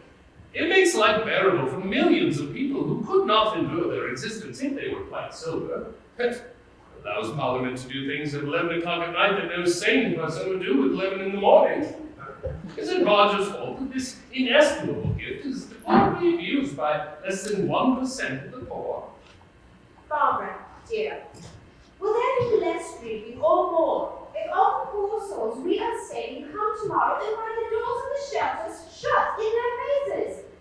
Why, Lord Saxmundham gives us the money to stop the drinking, to take his own profits from him. Pure self-sacrifice on Bodger's part, clearly. Bless dear Bodger. I also, Mrs. Baines, may claim little disinterestedness. Think of my business. Think of the widows and orphans, the men and lads torn to shreds with shrapnel, poisoned with lyddite, the oceans of blood, not one drop of which is shed in a really just cause. All of this makes money for me. I am never richer, never busier than when the papers are full of it. Well, it is your work to preach peace on earth and goodwill amongst men. Every convert you make is a vote against war, and yet I give you this money to help you to hasten my own commercial ruin. The new millennium will be inaugurated by the unselfishness of Undershaft and Bodger. Oh, be joyful! You know, the longer I live, the more proof I see that there is an infinite goodness that turns everything to the work of salvation sooner or later. Who would have thought that any good could have come from war and drink, and yet their profits are laid at the feet of salvation to do its blessed work? Dear, bless our glories in all this. Yes, let us seize this unspeakable moment. Let us march at once to the great meeting. Extremely just and easy. Mr. Undershaft, have you ever seen 1,000 people fall on their knees with one impulse and pray, "Come with us to the meeting"? Barbara shall tell them that the army is saved, and saved through you. Mrs. Baines, you shall carry the flag down the first street. Mr. Undershaft is a gifted trombonist. He shall intone an Olympian pace song to the West Ham Salvation March. Blow, man, belly, blow. Trumpets and Zion. I'll do my best to take the example bass if I knew the tune. It is a wedding chorus from one of Donizetti's operas, but we have converted it. We convert everything to good here, including Bodger. You remember the chorus? For the ye men rejoice, ye men so jubilo, ye men so jubilo. Oh, darling, you're breaking my heart. So, what is one broken heart more or less here? Dionysus Undershaft has descended. I am possessed. Come, Barbara. I must have my dear lady and the flag with me. Yes, Richard, darling. I can't come. No. Barbara, do you think I ought to take the money? No, God can help you. You are saving the army. Go and maybe have a great meeting. Well, aren't you coming? No. Barbara, what are you doing? Why have you taken the crowd off? You can't be going to leave us, Major. Father, come here. My dear. No, don't be afraid. No, it's not much for £5,000, is it? Barbara, dear, if you can't come and pray with us, well, promise me you will pray for us. I can't pray now. Perhaps I shall never pray again. Major! Oh, quick, Marge, I can't stand anymore. Off we go now. I play up very much so jubilo. Barbara, dear, I must be going. You are overworked. You will be all right tomorrow. We'll never lose you. Come, Jenny, step out with the old flag. Blood and fire! Glory! Hallelujah! My buckets and my daughter. Money and gunpowder. Goodness, I invited my God. Why hast thou forsaken me? What price salvation now? Yeah, don't hit a one down. Show me why also. What kind of bet me on bet? I didn't take your money, Jim. No one good enough for you. Hello. If you didn't take it, someone else is. Where is it gone? Blind me until you didn't take it after all. You lie, you dirty blackguard! Snobby Price pitched it off the drop when he took off his cap. I was here the whole time and seen him do it. What? Stole my money? What do you call people who say they're mocking you? The sir you ran me in the face. Cost you a pound, that is. I got you. I'm even with you. I had it out for you.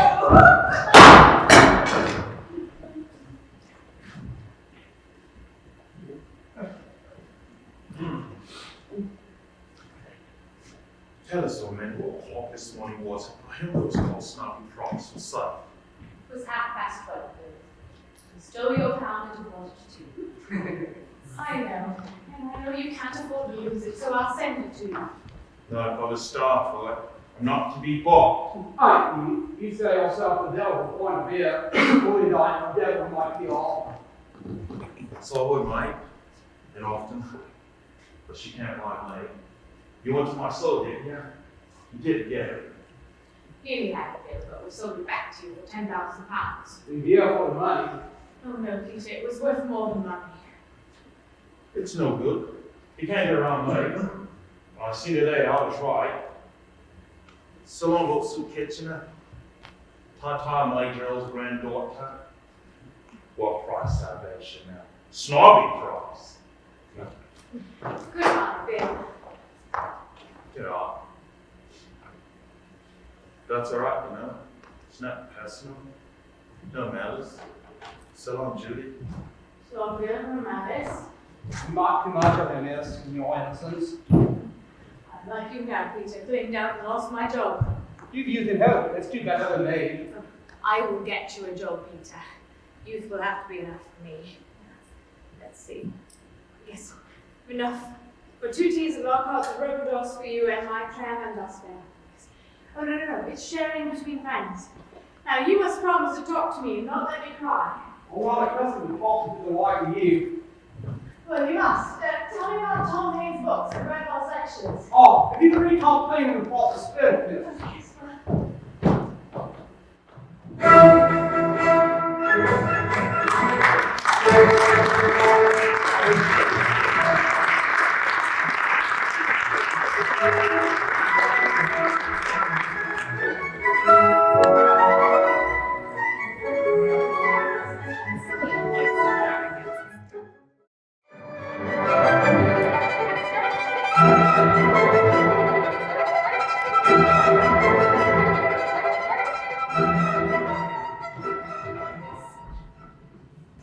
You've left off your uniform. Charles, I'm awfully sorry, Barbara. You know, I tried to help you while I could with the concertina and so forth. Still, I have never shut my eyes to the fact that there is a certain amount of tosh about the Salvation Army. Now, the claims of the Church of England... Charles, that's enough. Speak of something more suited to your mental capacity. But surely the Church of England is suited to all our capacities. Thank you for your sympathy, Charlie. Now, go and spoon with Sarah. How is my illness today? I wish you wouldn't tell Charlie to do things, Barbara. He always comes straight and does them. Charlie, we're going to the works this afternoon. What works? The cannon works. What, your governor's shop? Yes. Oh, I say! I expect you to be Dolly. Didn't you guess that? I'm sorry, I have only just breakfast. But we've just finished lunch. Did you have one of your bad nights? No, I had rather good night, in fact. In fact, one of the most remarkable nights I ever passed. How's the meeting? Oh, no, after the meeting. Well, what were you doing after the meeting? You should have gone home and gone to bed. Drinking. Dolly! And what were you drinking? A most devilish sort of Spanish burgundy, warranted free from added alcohol. A temperance burgundy, in fact. Its richness and natural alcohol made anything additional superfluous. Are you joking, Dolly? No, I have been making either with the normal head of this household, that is all. And roommate you drunk. He only provided the wine. He was Dionysus to make me drunk. I told you I was possessed. You are not sober yet. Go home and go to bed at once. I've never before sought to reproach you, Lady Britt, but... Yes. How could you marry the Prince of Darkness? Well, it was much more excusable to marry them than to get drunk with him. I must say, this is a new accomplishment for Adolphus. He used to drink. Doesn't now. He only sat there and completed the record of my moral basis, the route to my conviction, the purchase of my soul. Because as for you, Barbara, that is what makes it so dangerous to me. That has nothing to do with it. There are larger loves and diviner dreams in the fireside ones. You know that, don't you, Dolly? Yes, I know it. That is our understanding. I hold to it. Unless he can win me on the holier grounds, we amuse me for a while, but he can get no deeper hope, strong as he is. Keep to that, and all will be well. Now, tell me about the meeting. Oh, it was an amazing meeting. Mrs. Baines nearly died from emotion. Jenny Hill simply gibbered with hysteria. The Prince of Darkness plays trombone like a madman. His brazen roarings were like the laughter of the damned. 117 conversions took place then and there. Oh, and they prayed with the most touching sincerity and gratitude. Oh, Bodger, and for the anonymous donor of the £5,000, your father would not let his name be given. That was rather fine of the old man, you know. Most chaps would have wanted the advertisement. He said that all the charitable institutions would be down on him like kites on a battlefield if he gave his name. And that's Andrew all over. Never does a proper thing without giving an improper reason for it. Convinced me that I had all my life doing improper things for proper reasons. Adolphus, now that Barbara has left the Salvation Army, you had better leave it too, and will not have you playing that drum in the streets. Your orders are already obeyed, Lady Prince. Dolly, were you ever in earnest about it? Would you ever join if you'd never met me? Well, possibly as a collector of religion. Not as a drummer, though, you know. You are a very clear-headed, ready chap, Dolly. And it must have been apparent to you that there is a certain amount of cost. Charles, if you must dribble like a grown-up man and not like a schoolboy. Well, dribble is dribble, don't you know, whatever a man's age. In good society in England, Charles, men dribble at all ages by applying silly formulas with an air of wisdom. Schoolboys make their own formulas out of slang, like you. But when they reach your age and get political private secretaryships and things of the sort, they drop the slang. And they get their formulas out of the spectator or the Times. You had better confine yourself to the Times. There is a bit of tosh about the Times, but at least its language is reputable. You are so awfully strong-minded, Lady Britt. Oh, rubbish. If you please, my lady, Mr. Undershaft has just driven up to the door. Yes, see him up. What's the matter with you? Shall I announce him, or is he at home here, so to speak? Announce it. You won't mind my asking, but as a matter of speaking, the occasion is rather new to me. Yes, quite right. Now, go and let him in. Yes, my lady. Sure.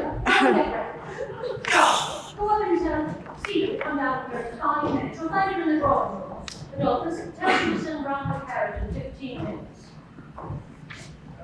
Mr. Undershaft. Hello, how fortunate. Don't be sentimental, Andrew. Sit down. Now, Sarah will need £800 a year until Charles Lomax comes into his property. Barbara will need more and can need it permanently because Adolphus hasn't any property. Yes, my dear, I'll see to it. Is there anything else? Or you're set, for instance? I want to talk to you about Stephen. Don't do it, my dear. Stephen doesn't interest me. Well, he does interest me. He is our son. Do you really think so? He has induced us to bring him into the world, but he chose his parents very incongruously, I think. I see nothing of myself in him, and less of you. Stephen is an excellent son, and a most steady, capable, high-minded young man. You are simply trying to find a reason for disinheriting him. My dear lady, the Undershaft tradition disinherits him. It would be dishonest of me to leave the foundry to my son. It would be most unnatural and improper of you to leave it to anyone else, Andrew. Do you suppose this wicked and immoral tradition can be kept up forever? Do you pretend that Stephen could not carry on the foundry as well as all the other sons of the big business houses? Yes, he could learn the office routine without understanding the business like all the other sons, and the firm would go on by its own momentum until the real Undershaft, probably an Italian or a German, would invent a new method and cut him out. There is nothing an Italian or German can do that Stephen cannot do, and at least Stephen has breeding. The son of the family? Nonsense. My son, Andrew, and, well, you may have good blood in your veins, for all we know. Yes, probably I have. That is another argument in favor of a family. Now, don't be aggravating and don't be weak. At present, you'll vote. This conversation is a part of the Undershaft tradition, Biddy. Every one of the Undershaft wives has treated him to it since the house was founded. And it's mere waste of breath. If the tradition ever be broken, it'll be for an abler man than Stephen. Then go away. Go away? Yes, just go away. If you can do nothing to help Stephen, you are not welcome here. Go to your family, whoever he is, and look after him. The fact is, Biddy, Don't call me Biddy. I don't call you Andy. I will not call my wife Britomart. It's not good sense. Seriously, my lord, the Undershaft tradition has landed me in a bit of difficulty. I'm getting on in years. My father, Lazarus, has at last made his end and insists that the succession must be settled one way or the other, and of course he's quite right. You see, I've yet to find a fit successor. There is Stephen. Well, that's just it. Every foundling I can find is exactly like Stephen. Andrew. I want a man with no relations and no schooling. That is a man who would be out of the running altogether if he were not a strong man.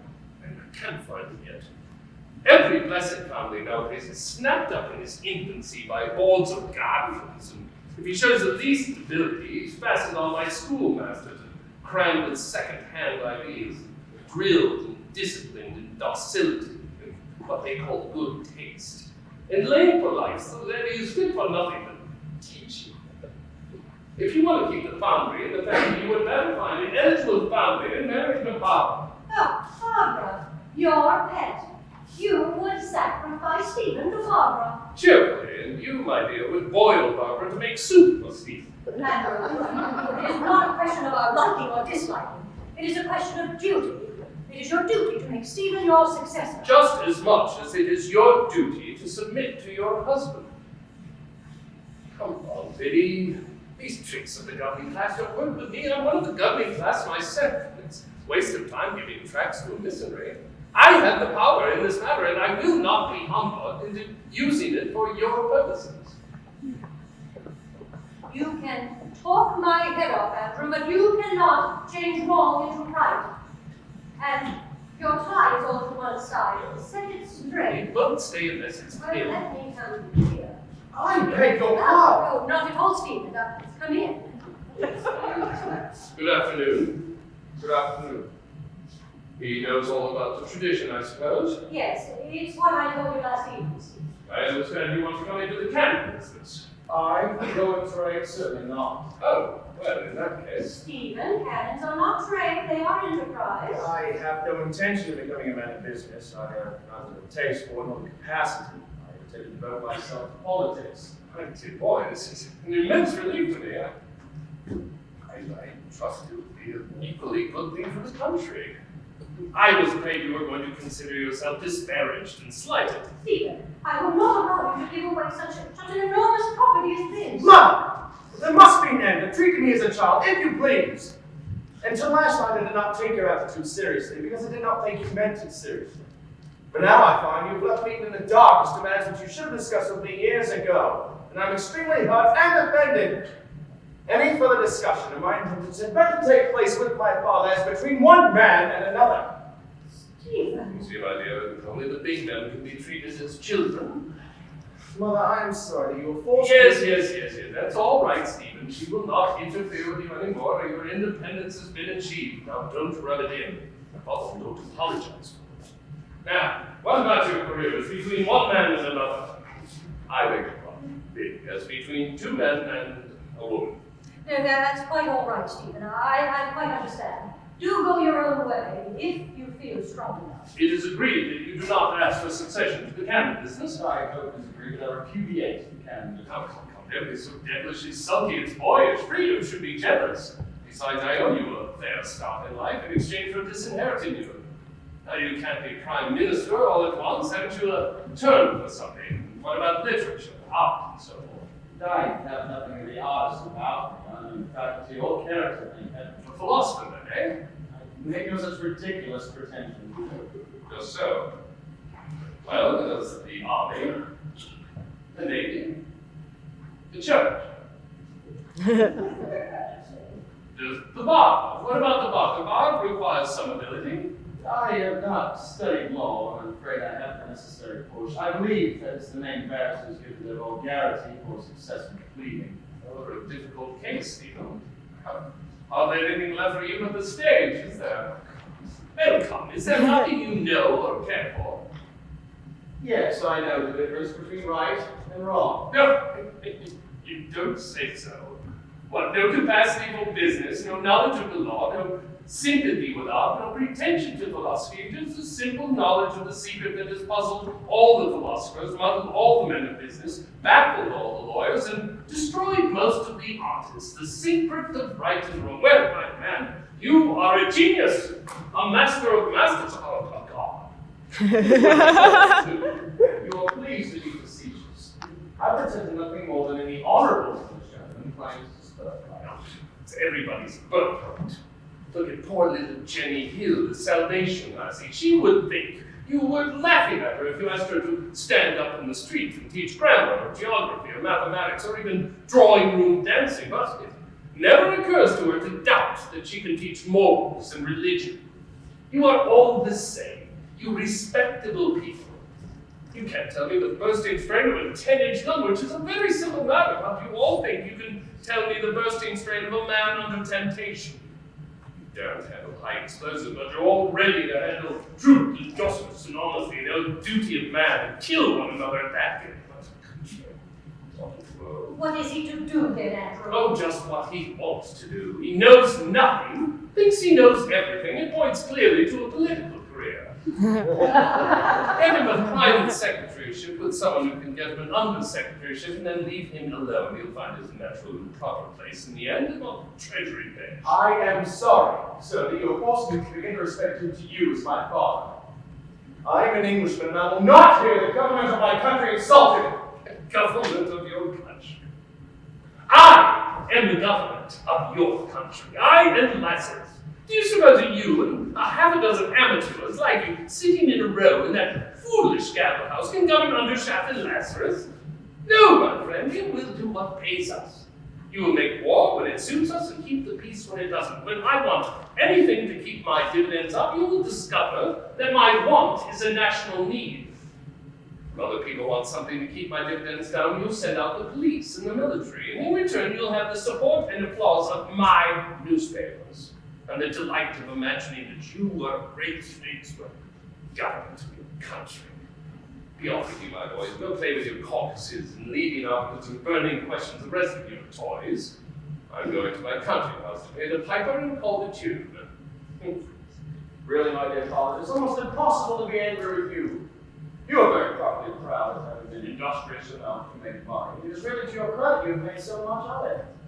It is skeptical in service where you are valued for your money, really deferred to for instead of the very doubtless behind the times public schools, universities, like all my dad's money. It is quite natural enough for you to think that money governs England, but you must allow me to think that I know better. What does govern England? Character, father. Character. Whose character? Yours or mine? Neither yours nor mine. The best elements in the English national. Stephen, I have found your profession for you. You are a born journalist. I'll start you with a high-tone weekly review. There. York is ready to walk. The carriage is waiting. Good day, my dear. How are you, Mr. Lomax? How do you do? Quite well after last night, yes.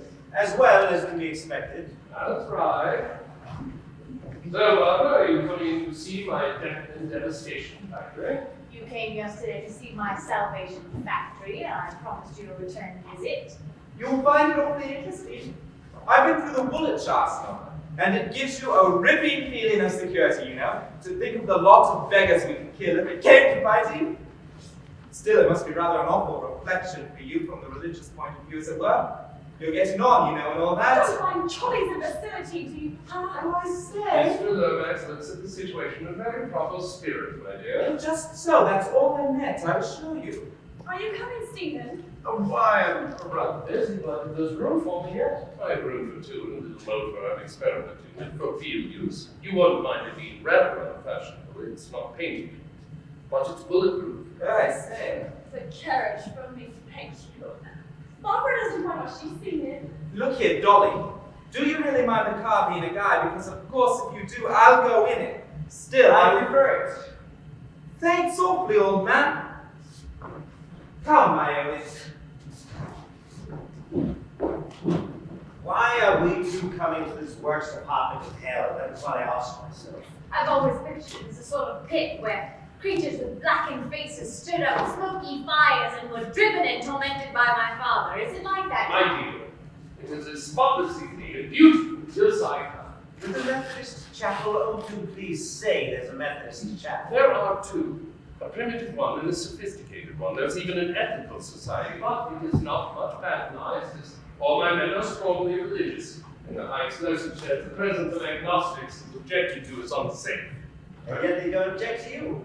Do they obey all your orders? I don't give them any orders. I speak to one of them and to say, well, Jones, is the baby doing well? Or has Mrs. Jones made a fine recovery? And I say, sir, that's all. Still, Jones must be kept in order. How do you maintain discipline among your men? I don't, they do. Practically every man of them keeps a man just below him in line. Foreman, bully and drive, the artisans and laborers, the assistant engineers find fault with the foreman, the chief engineers are all the assistants, the departmental managers worry the chiefs, and the clerks have tall hats and hymn books and keep up the social order by refusing to associate on equal terms with anybody. The result is a colossal profit, which comes to me. You really are. Well, what I was saying yesterday. What were you saying yesterday? Never mind, my dear. He thinks I've made you unhappy. Have I? Do you think I can be happy in this vulgar city dress?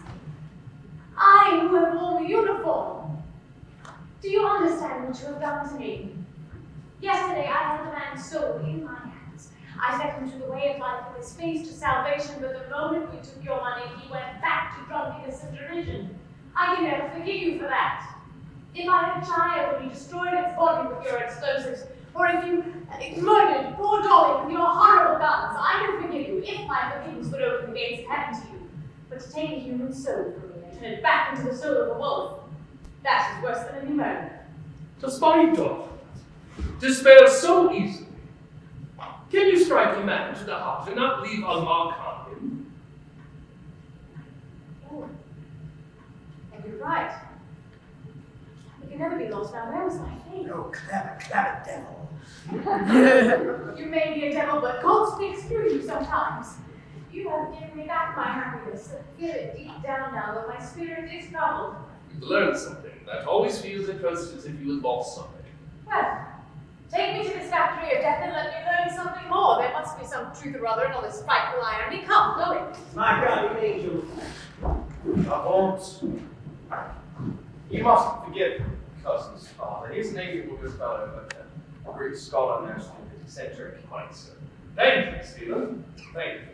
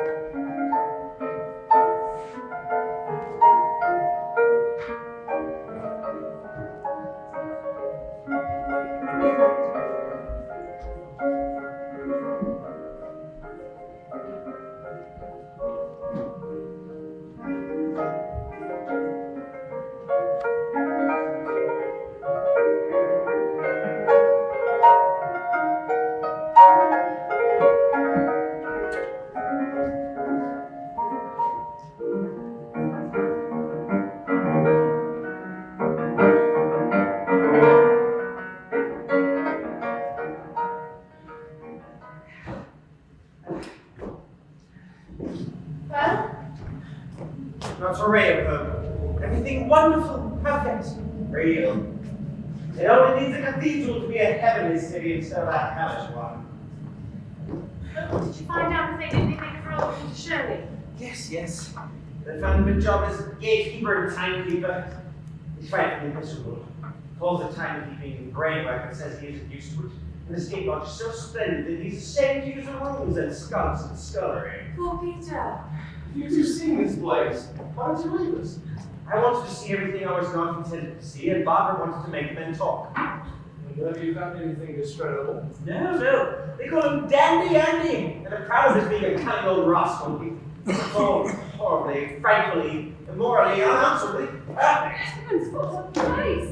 Did you see the nursing at all? Yes, did you see the libraries and the schools? Did you see the ballroom and the banqueting chamber and the town hall? Did you see the pension fund, the insurance fund, the building society, the various applications of cooperation? Well, you've seen everything. Sorry, I was called away. Good news from Manchuria. Oh, another Japanese victory? Oh, I don't know which side wins. Doesn't concern us here. No, the good news is the aerial battleship was a tremendous success. At the first trial, they blew a fort with 300 soldiers to smithereens. Not soldiers? Oh no, the real thing. So, Stephen, what do you think of the place? Oh, magnificent. The perfect shrine to modern industry. Frankly, I really had no idea what it all meant. The wonderful force off, the power of organization, the financial capital that it all represents. I've been repeating to myself that past the old streets. Each has the victories, no less renowned in war. I only have one misgiving about the whole. What is it? Well, are you sure that all this provision for every want to be worked may not sap their independence and really reduce their sense of responsibility? And granted, as we enjoyed our tea in that splendid restaurant, and they gave us all that luxury cake and jam and cream for 3 pence, I really cannot imagine. You must admit, restaurants do break up home life. I mean, look at the continent, for instance. I'm sure all this pampering won't weaken immense characters. You see, my dear boy, our characters are safe here. There's always a sufficient dose of anxiety provided by the fact that we may be blown to pieces at any moment. By the way, Papa, do you make the explosives? Little separate sheds like that. When a man blows up, it costs very little, and only the people quite close to it are killed. My good fellow, you needn't get frustrated now. Nothing is going to happen to you. And I suppose it would be the end of the world when they did. A little bit of British pluck is what you want, old chap. Anything wrong, Bilton? Someone walked into Heights, pulled the shed, and lit a cigarette, sir. Ah, quite so. Do you happen to remember what you did with the match? Oh, come, I'm not a fool. I took jolly good care to blow it out before I chucked it away. The top of it was red hot inside, sir. Well, suppose it was. I didn't chuck it into any of your messes. Think no more of it, Mr. Lomax. By the way, do you mind lending me your matches? Certainly. Thanks. You know these high explosives don't go off like gunpowder except when they're in a gun. When they're spread loose, you can put a match to them without the least risk. They just burn quietly, like a bit of paper. Did you know that, chap? Have you ever tried? Not on a large scale, Mr. Lomax. Bilton will give you a sample of gun cotton. When you are leaving, you can experiment with it at home. Bilton will do nothing of the sort, Papa. I suppose it's your business to go up the Russians and the Japs, but you really might start short of going out for Charlie. My earnest, there is no danger. Andrew, you really shouldn't have let me see this place. Why, my dear? Well, never mind why, you just shouldn't have, that's all. Why, to think that all of this belongs to you, and you have kept it from me all these years. It does not belong to me. I belong to it. It's the Undershaft inheritance. Why, it is not. Oh, those ridiculous cannons and that noisy banging foundry may be the Undershaft inheritance. But all of that plate and linen, all that furniture and those houses with their gardens and orchards, why, they belong to us. They belong to me. They are not a man's business. Why, I won't give them up. Why, you must be out of your senses to think about giving them all away. And if you proceed in such folly, I will call in the doctor. Well, did you get the flowers, my dear? Well, your men presented them to me in your William Morris labor church. Oh, we needed only that. A labor church. Oh, yes, with Morris's words in mosaic letters 10 feet tall around the dome. No man is good enough to be another man's master. Oh, the cynicism of it. Well, it alarmed the men at first, I'm afraid, but Now they take no more notice of it than of the 10 Commandments in church. Andrew, you are trying to get me off the subject of the inheritance by profane jokes. Well, you shan't. I don't ask him any more for Stephen. He has inherited far too much of your perversity to be fit for it. But Barbara has rights as well as Stephen. Why should not Adolphus see to the inheritance? Why, I would manage the town for him, and he could look after the cannons if they really are necessary. I should ask for nothing better if Adolphus were a foundling. He's exactly the sort of new blood that is wanted in English business. But he's not a foundling, and there's an end of it. Not quite. I think, mind, I am not committing myself in any way as to my future course. But I think the founding difficulty can be got over. What do you mean? Well, I have something to say that is in the nature of a confession. Yes, a confession. That's all. Until I met Barbara, I thought myself in the main an honest, truthful man, because I wanted the approval of my conscience more than I wanted anything else.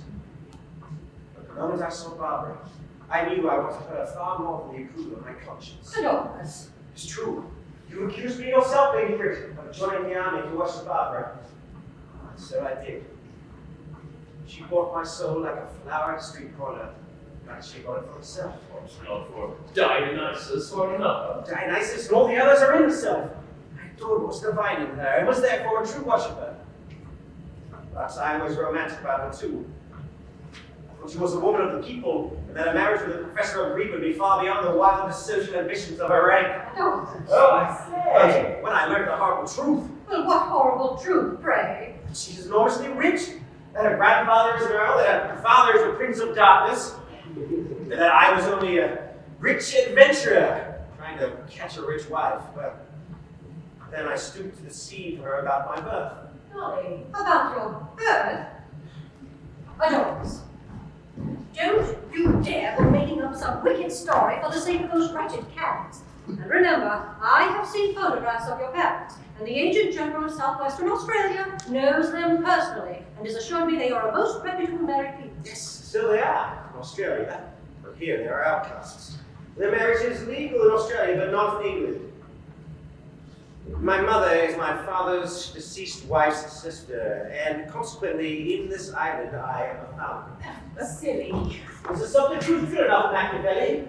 Biddy, this may be a way out of the difficulty. Oh, stop! A man can't make cannons any better for being his own cousin, rather than his proper self.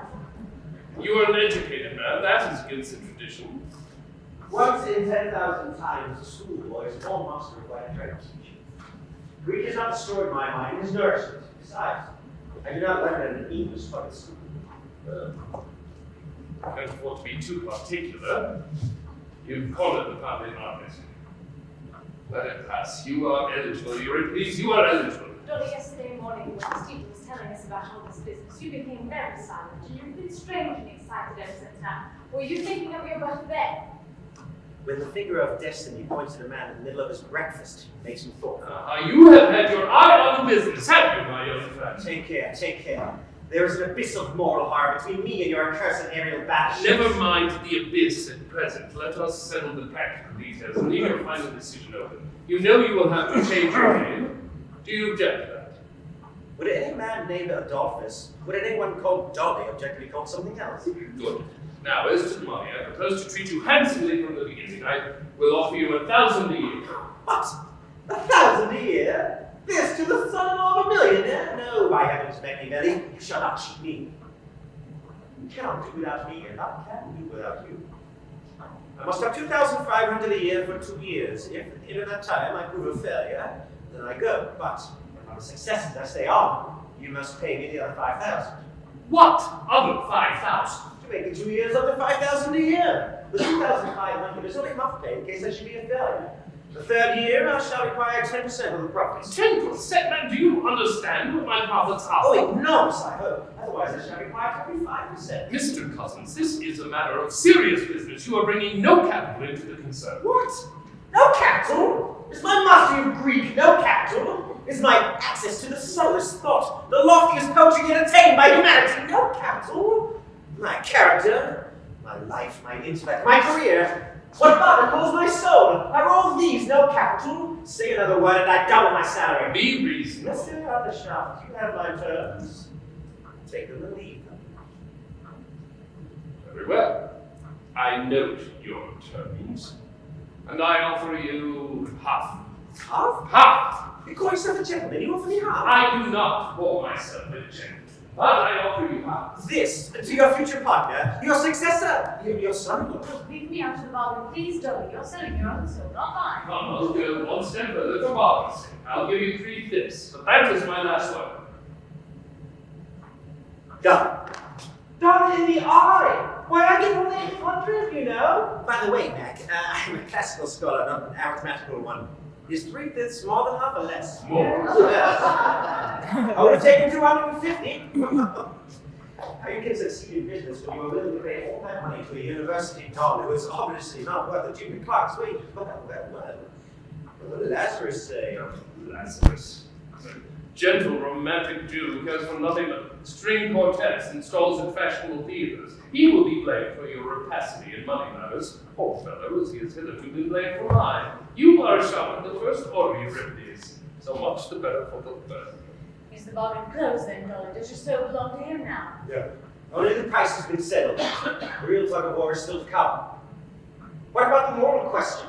And there is no moral question in the matter at all, Adolphus. You must simply sell cannons and weapons to those people whose cause is right and just, and refuse them to foreigners and criminals. No, none of that.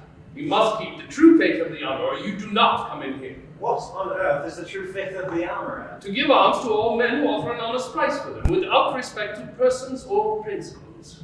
To all nationalities, all faiths, all follies, all causes, and all crimes. The first Undershaft wrote up in his shop, if God gave the hand, loved not man, withhold the sword. The second wrote up, all have the right to fight, none have the right to judge. The third wrote up, to man the weapon, to heaven the victory.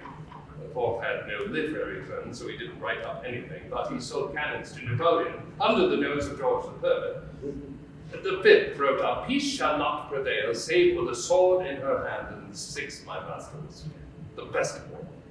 He wrote up, nothing is ever done in this world until man is prepared to kill one another, if it is not done. After that, there was nothing left for the seventh to say, so he wrote up simply, unashamed.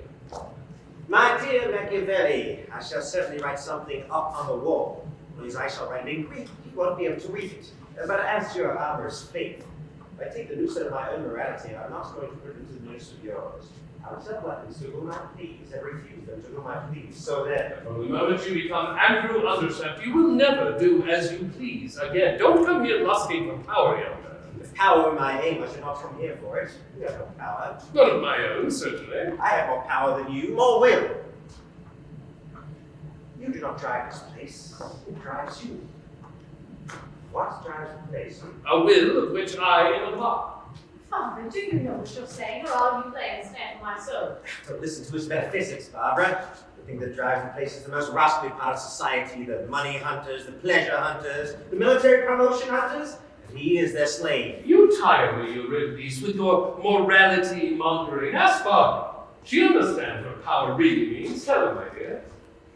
Tell her what power really means. Well, before I joined the Salvation Army, I was in my own power, and consequently I never knew what to do with myself. And after I joined it, I had not enough time for all I had to do. Just so, and why was that, do you suppose? Well, yesterday I should have said because I was in the power of God. But you came and showed me I was in the power of Bodger and Undershaft. And today, how can I put it into words? Sarah, do you remember the earthquake at Cannes when we were little children? Oh, how little the surprise of the first shock matched in comparison to the dread and horror of waiting for the second. That is how I feel in this place today. I stood on the rock I thought eternal, and without a word of warning, it reeled and crumbled under me. I was safe with an infinite wisdom watching over me, an army marching to salvation with me. But in a moment, with the stroke of your pen and a checkbook, I stood alone, and heavens were empty. That was the first shock, and now I'm waiting for the second. Come now, my daughter, don't make too much of this little tin pot tragedy of yours. What do we do here when we spend years of work on a new gun that turns out just a hair's breadth wrong after all? We scrap it, Scrap it without wasting another hour, another pound on it. Well, you've made for yourself what you call morality or religion or what. It doesn't fit the facts. Scrap it. Scrap it and get one that does fit. That is what is the matter with the world at present. We will scrap our obsolete steam engines, but we will not scrap our own prejudices and our own moralities. If your old religion broke down yesterday, get a newer one, a better one for tomorrow. Oh, how dearly I would take a new one to my soul, but you offer me a worse one. Justify yourself, show me some light through all this dreadful darkness, a beautifully clean workshop with a respectable men and a thoughtful home. Cleanliness and respectability do not need justification, Barbara. They justify themselves. I see no darkness here, no dreadfulness. In your salvation shelter, I saw hunger, cold, misery, poverty. You offer them bread and treacle and dreams of heaven. I offer 30 shillings a week to 12,000 a year. They can find their own dreams. I look after the drainage. And what about their souls? I save their souls just as I save yours. You saved my soul? What do you mean? I fed you, I clothed you, I helped you, I took care to make enough money so that you should live handsomely. And save your soul from the 7 deadly sins. The 7 deadly sins? Yes, the deadly 7. Food, clothing, firing, rent, taxes, respectability, and children. Nothing can lift those 7 millstones from man's neck but money. And the spirit cannot soar until they are lifted. I lifted them from York. I enabled Barbara to become Major Barbara. And I saved her from the crime of poverty. Do you call poverty a crime? The worst of crimes. All other crimes are virtues beside it. What you call crime is nothing. A murder here, a theft there, what do they matter? Only fools fear crime. We all fear poverty. You talk of your half-saved Rummy from West Ham. You accuse me of dragging his soul back to perdition. Well, bring him to me here. I'll drag his soul back to salvation for you, not with words and dreams, but with 38 shillings a week. 3 weeks of a fancy waistcoat, and 3 months a tall hat, and before the end of the year he'll join the Conservative Party. Oh, it would be better for that. You know you will. Don't be a hypocrite, Barbara. It is cheap work converting starving men with a slice of bread in one hand and a Bible in the other. Come, try your hand on mine then. Their bodies are full because their souls are hungry. And leave the East End to starve. I was an East Ender. I moralized and I starved until one day I swore I would be a full-fed, free man at all costs. I was a dangerous man until I had my will. Now I am a beneficent person, a kind man, useful. That's the history of all self-made millionaires, I fancy. When it is the history of all Englishmen, we shall have an England worth living in.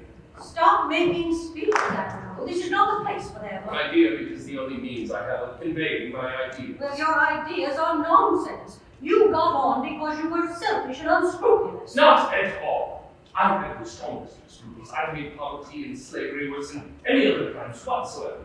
And listen to me. Poverty and slavery have stood up for centuries to your servants. They won't stand up to my machine guns. Don't preach to them. Don't reason with them. Kill them. Killing? Is that your remedy for everything? It is the final test of conviction. It is the only lever strong enough to overturn a social system. Let 670 fools loose in the street, and 3 policemen can scatter them, huddle them together in a certain house in Westminster, and let them go through certain ceremonies and call themselves certain names until at last they have the courage to kill, and that 670 fools become a government. Your pious mob fills out ballot papers, imagines that it is governing its masters, when the only paper that truly governs is the one with a bullet wrapped up in it. That is perhaps why, like most intelligent people, I never vote. Oh, vote. Oh, when you vote, you only change the names of the cabinet. When you shoot, you pull down governments. You inaugurate new epochs. You abolish old orders and set up new. Is that true, Mr. Learned Man, or is it not? It is historically true. I loathe having to admit. I repudiate your sentiments. I abhor your nature. I defy you in every possible way. Still, it is true. Or ought not to be true. Ought. Are you going to spend your life saying ought like the rest of our moralists? Turn your oughts to shalls, man. Come, make explosives with me. What can blow man up can blow society up. The history of the world is the history of those who have had courage enough to embrace this truth. Have you the courage, Barbara, to embrace Fine. I positively forbid you to listen to your father's abominable wickedness any longer.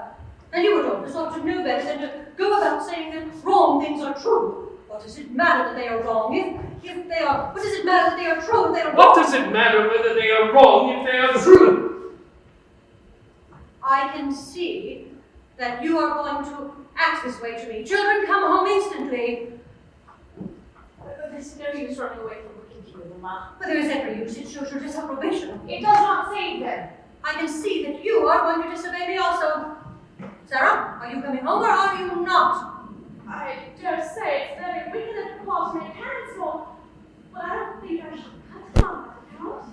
The fact is, there is a certain amount of tosh about this notion of wickedness. It doesn't work. You must look at facts. Not that I would say a word in favor of anything wrong, but you see all sorts of chaps who are always doing all sorts of things, and we must fit them in somehow, you know? What I mean is you can't go cutting everybody, and that's about what it comes to. Perhaps I don't make myself clear. You are losing yourself, Charles. Just because Andrew is successful and has lots of money to give to Sarah, you will flatter him and encourage him in his wickedness. Well, where the carcass lies, there will eagles be gathered, don't you know? Precisely. Hey, what? By the way, may I call you Charles? Delighted. Charlie is the usual ticket. Biddy! Don't dare call me Biddy. Charles Lomax, you are a fool. Adolphus Cousins, you are a Jesuit. Stephen, you are a prig. Barbara, you are a lunatic. And Andrew, you are a vulgar tradesman. Now, you all know my opinion, and my conscience is clear at all events. My dear, you are the incarnation of morality. Your conscience is clear. Your duty is done when you called everybody names. Come here, please. It's getting late. We all want to go home. Make up your mind. Look here, you old demon. Adolphus. Proceed, Euripides. You have me in a horrible dilemma. I want Barbara. Oh, young gentlemen, you greatly exaggerate the difference between one young woman and another. Quite true, darling. I also want to avoid being a rascal. You lust for personal righteousness, for what you call a good conscience, for what Barbara calls salvation, for what I call patronizing people who are not so lucky as yourself. I do not. All the poet in me recoils from being a good man. But there are things within myself I must reckon with. Pity. Pity. The scavenger of misery. Then love. I know. You want to love the needy and the outcast, love the oppressed races, the Negro, the Indian riot, the underdogs everywhere. Do you love the Japanese? Do you love the French? Do you love the English? No. Every true Englishman detests the English. We are the wickedest nation on earth. Our success is a moral horror. That is what comes of your gospel of love, is it? May I not love even my own father-in-law? Who wants your love? By what right do you take the liberty of offering it to me? I will have your due heed and respect, or I will disregard your love. Damn it, opponents. I may not be able to control my affections, Mac. Your fencing, Euripides. You're weakening, your grip is slipping. Come, try your last weapon. Pity and love is broken in your hand. Forgiveness is still left. No. Forgiveness is a beggar's refuge. I'm with you there. We must pay our debts. Well said. Come, you assume. Remember the words of Leighton. Plato? You dare not Plato to me! Leighton says, my friend, society cannot be saved until the professors of Greek take to making gunpowder, or the makers of gunpowder become professors of Greek. Oh, tempter, cunning tempter! Come then, choose then. But perhaps Barbara will not marry me if I make her own choice. Perhaps not. You hear? Oh, but you don't know one. I love my best friend. And who is that, pray? My greatest enemy. That is the man that keeps me up to the mark. You know, the creature really is sort of a poet in his own way. Suppose he's a great man after all. Suppose you stop talking and make up your mind, my young friend. Keep driving me against my nature. I hate war. Hatred, a coward's revenge for being intimidated. Dare you make war on war? Here, other means, my friend, Mr. Lomax is sitting on. Do you mean to say this thing is loaded? My own is come off it! If I am to be blown up the more thoroughly to sound the better. That's Charlie. Your own daughter, you know. So I see. Well, Euripides, will you be here tomorrow at 6 in the morning? Not on any account. I will see the entire establishment blown up with some dynamite before I get up at 5. No, my work hours are rational healthy hours. 11 to 5. Before the end of the week, you will come at 6 and not leave until I turn you up for the sake of your head. Bilton! Come, Billy, let us leave these two people alone for a moment after we take you to the gun shed. You can't carry anything explosive in there, sir. What do you mean? Are you referring to me? No, man. Undershaft has the other gentleman's matches in his pocket. And I beg your pardon. Quite right, Bilton, quite right. Stephen, come. Charles, bring Sarah. Oh, I say! Infernal nonsense, pure scientific ignorance! I'm all right, Bilton. Well, you'll have to put on this strippers, man. That's all. They're inside. This strippers. Go, young fellow, think. Think before you decide. You're sure you're a sufficiently practical man? I mean, this is a huge undertaking, an enormous responsibility. Sure, this massive business will be Greek to you. Oh, I think it will be much less difficult than Greek. Yes, sir.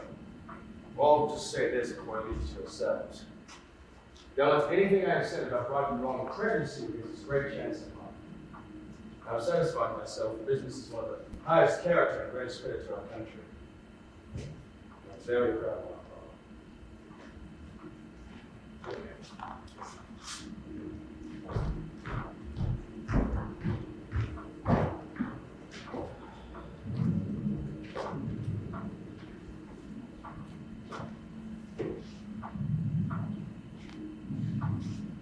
Barbara, I'm going to accept this offer.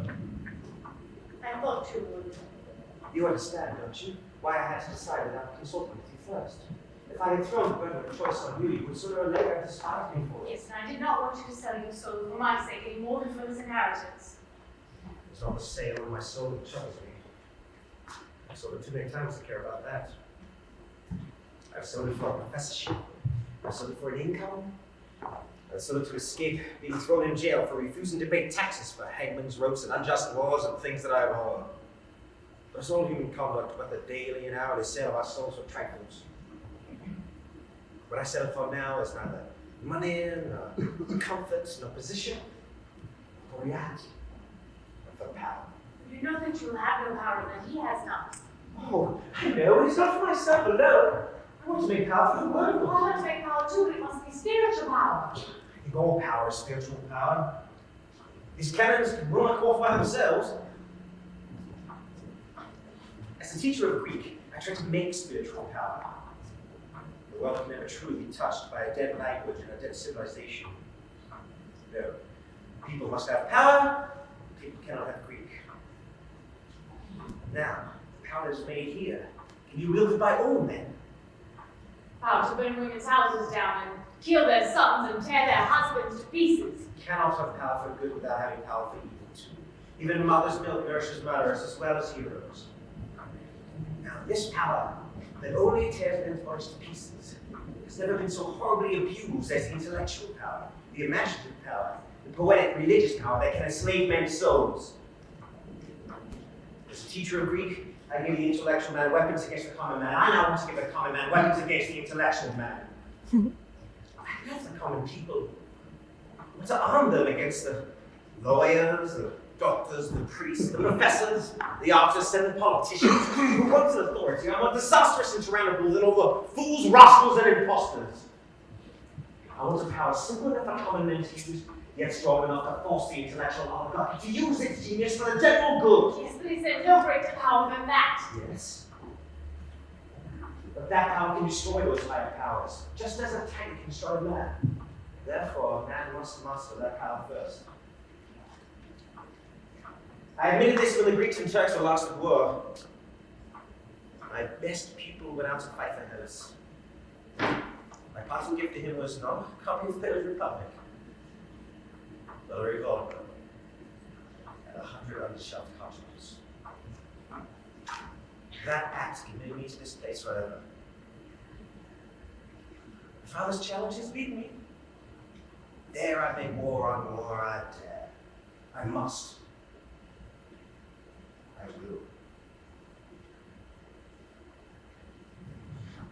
And so, it's not over between us. Oh, silly baby dolly, how could it be? Then, oh, my child. Take care, dolly, take care. Oh, if I can only get away from you and from father and from it all, if only I can have wings of a dove and fly away to heaven. And leave me? Yes, you and all the other naughty, mischievous children of men, but I can't. Oh, I escaped from the world. Salvation on me, I was happy for a moment. It was a place of enthusiasm and soul saving and prayer, but the moment our money ran short, it all came back to Bodre. It was he who saved our people. He, the Prince of Darkness, my father. Their hands stretch everywhere. We feed the fellow starving creatures with their bread because there is no other bread. If we tend to the sick, there's in the hospitals they endow. We are to turn from the churches that they build. We must kneel on the stones and streets that they pave, and as long as that is true, there is no getting away from them. Turning our backs on God and Undershaft, turning our backs on life. I thought you wanted to turn your back on the wicked side of life. There's no wicked side. Life is all one, and I never want to shirk my share of whatever evil must be endured, whether that's sin or suffering. I wish I could cure you of your middle-class ideas, Dolly. Middle class? A social snub? To me? From the daughter of a family? That is why I have no class. I come straight out of the heart of my own people. Oh, if I were middle class, I should have turned my back on my father's business, and we should both live in artistic drawing rooms. You in one corner reading reviews, and I at the other at the piano playing Schumann in one of those very superior presses, and I never submit or use. Oh, sooner than that, I would sweep out the gun-hot shed or be one of Barge's barmaids. Do you know what I would have done if you were refused to pass off that? I wonder. I should have given you up and married the man who accepted it. After all, my own mother has more sense than any of you. I felt like her when I saw this place. Oh, I never could I let it go. And she thought it was the houses and the kitchen ranges and the linen and time when it was all the human souls to be saved, and not weak souls and starved bodies sobbing with gratitude for a scrap of bread and drink of what full fed, quarrelsome, uppish, snobbish creatures, all selling the little rights and dignities and thinking that my father ought to be greatly obliged to them for making him so much money. So he ought. That is where salvation is really wanted. My father shall never throw to my teeth again that I got my converts with bread. I got rid of the bribe of bread. I got rid of the bribe of heaven. Let God's work be done for its own sake, the work that he had to create us to do, because it cannot be done by anyone but living men and women. Oh, when I die, let him be in my debt, and not I in his. And let me forgive him as becomes a woman of my rank. So, the way of the knife lies through the factory of death. Yes, the raising of hell to heaven and of man to God, with the unveiling of an eternal light in the valley of the shadow. Did you think that my courage would never come back? Did you think that I was a deserter? That I who have stood in the street and taken my people to heart and talked of the dearest and holiest of things could ever turn back and chatter foolishly to fashionable people about nothing at all in a drawing room? Never. Major Barbara will die with the colours. Oh. And I have my little Dolly boy still, and he and his family in my place in my work. Glory, hallelujah! Oh, my dearest, please, remember my delicate health. I cannot spend as much happiness as you can. Yes, it is hard work being in love with me, isn't it? But it's good for you. Mama! Mama! She is taking off her list. Mama! So, what did she say? She has gone straight up into the skies. Oh, when will you learn to be independent and to think it out for yourself? I know as well as possible what that cry, mama, means, always running to me. How dare you picture me? You are both very naughty children. I want the house to live in the village with Dolly. Come and help me choose which one. 6 o'clock tomorrow morning, you ready, please?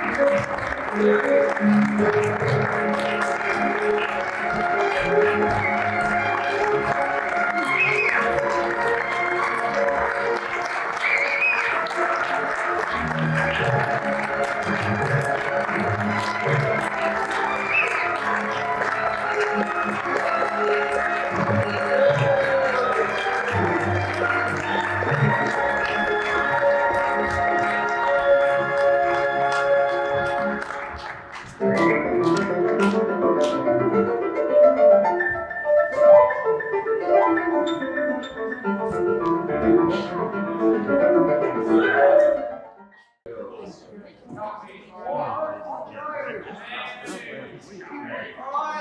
knew I was on the tip, but I formally tipped her about 7. Debbie. Debbie. Oh,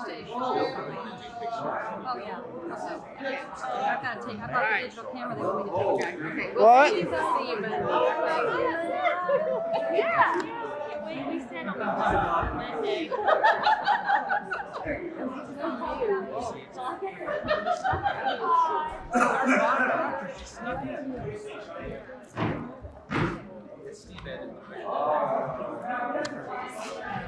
David, you want to direct this fire shoot?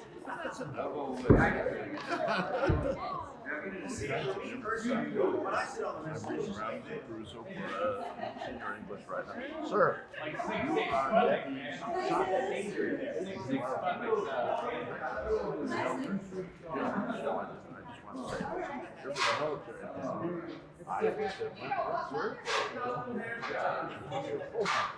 Very sorry. Nice to meet you. How are things going? Is the memory of Charles Scribbling still alive?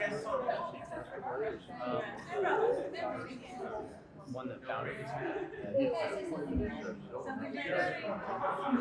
Yes, sir. Mine is the rest. He's a nice guy.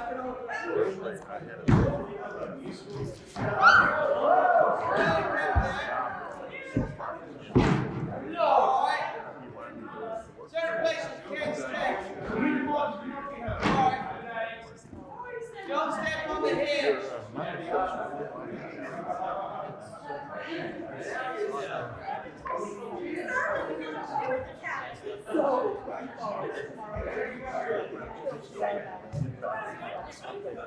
All right, good to see you now. That was pretty neat. I recognized my robot suits. Glad to see they're getting some use. I don't know if they say RUR in the front anymore. I don't know how they would reach all that email I put in them. I think they just painted over them.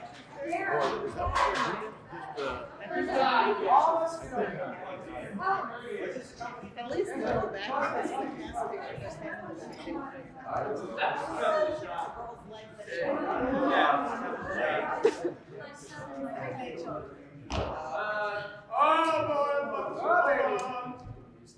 They're all doing it. Are you blocking my leg, man? Oh, that's wonderful. Yeah, It's more than told the cameraman. Right, there you go. Hey, Jerry. Yeah. Oh.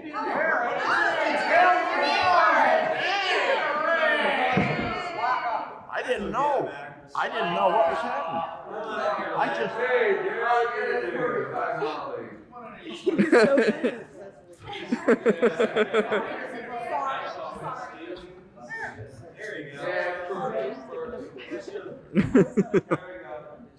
Good. It's a good thing. Gayle, stick your tongue. It's me. Show us that thing you've seen so many times. Okay, straight at me. Good. Good. Okay, anybody else we need?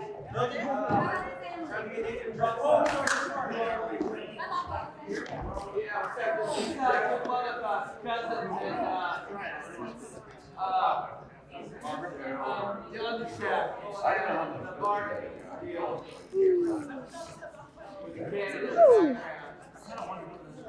And then, Oh, that's pretty cool. I was not so bad. I wanted several of Bilton. Oh, I see. By yourself, yes, the stone roll.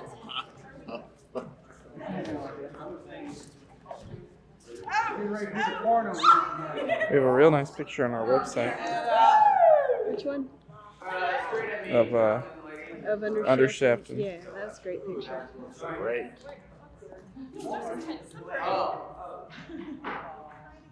Georgiana do the costumes again? Kind of. David picked them all out, I think. Georgiana just kind of looked at them. Yeah. She came in 2 days before we opened. She's busy.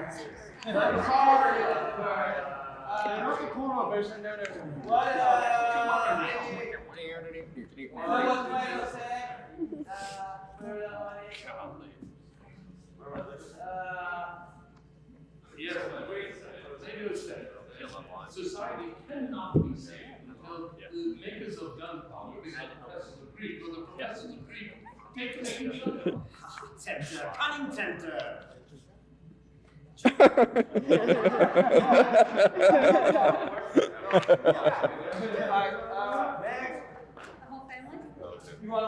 Michelle, you look great.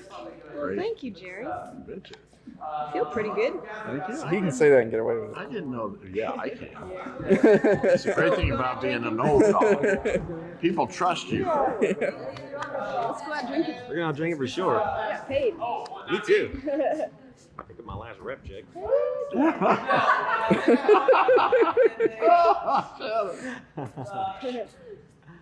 Those dresses look great. I want to be the adopted son. Yeah, it's an excellent. You can be our adopted slave.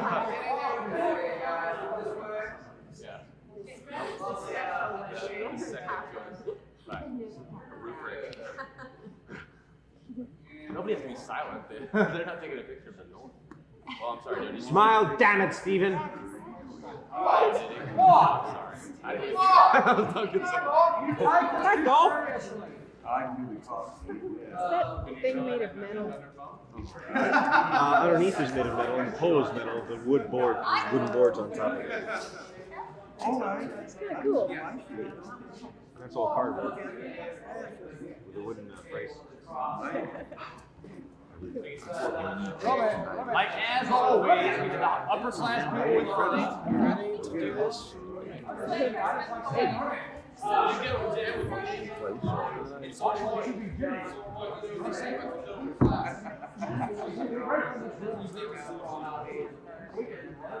You're jitters. Yeah.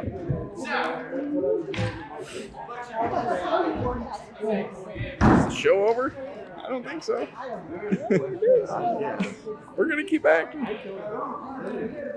Always on.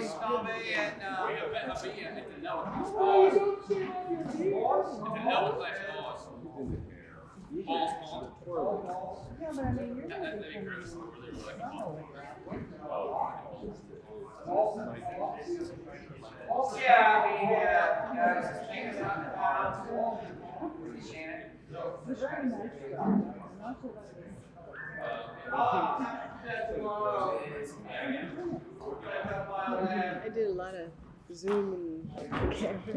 I only cut off one head, I think. Oh, good. It was fun. I had fun. You kind of have to zoom. Yeah, I found that out right away. Yeah. Because I know how it is to want to look and see what your facial expressions are doing. Mm-hmm. At the end of the Salvation Army scene, I zoomed up onto the Salvation Army side. And I went fade out. At the end, I zoomed in on the side. Good.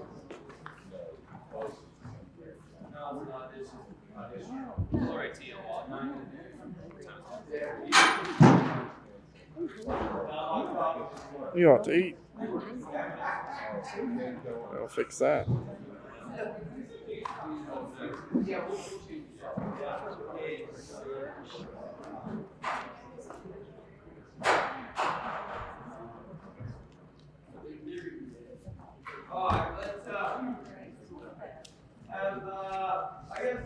See, they do say "RUR" on the back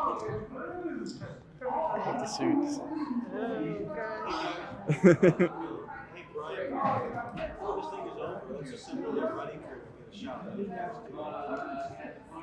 Sounds good. Got a lot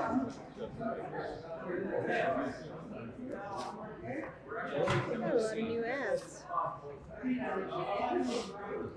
Yes. What's some new ads? Did alright. Did alright with ads. Yeah. We're hoping to get twice as many for chosen women. What? Want to take that light out? You want to take the city out? Oh, it's okay. City Inn. Yeah, it's all right.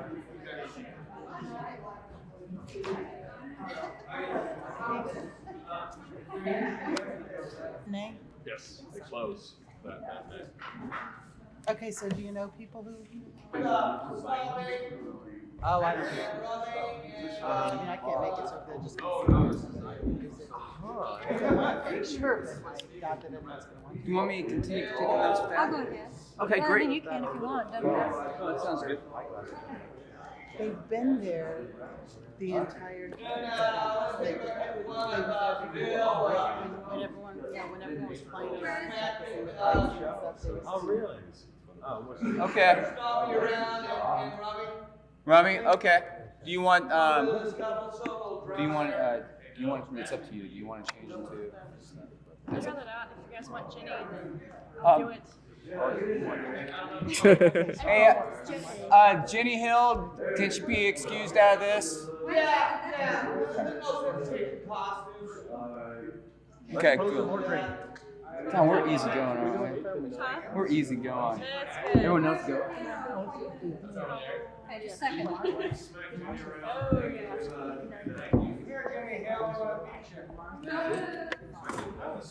Well, you can smack Sarah, but I'm not changing that.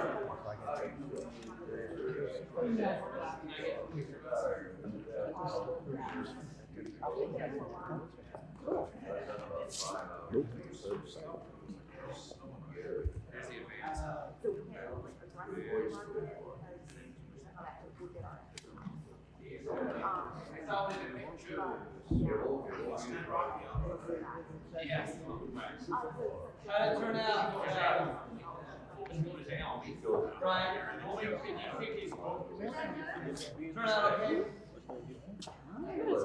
okay? I haven't watched it yet. Oh, yeah, watching. I'm taping stuff.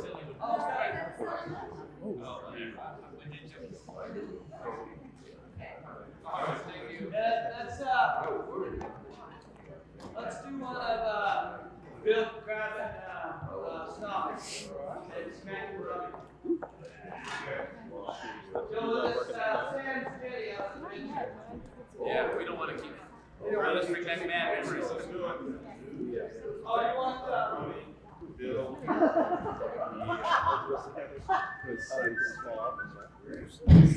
Okay. I don't know.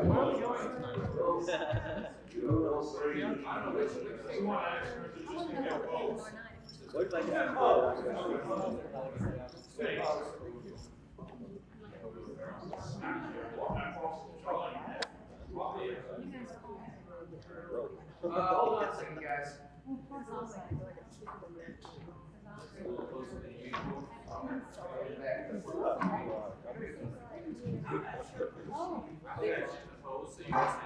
You can step out and we'll do another one from another angle with you. Okay, where's your Deb, you got the camera there, or is it? There we go. So are we going back to the first act as well? Or you want me in? Should get this set. Yeah. We've got the one with you guys in front of the bookcase. But they could do it third. They could do the scene 3. We can, yeah. Act 3. They wouldn't have to change because they have the same costumes then. Yeah. Yeah, that's a good shot right there. Yeah. More information.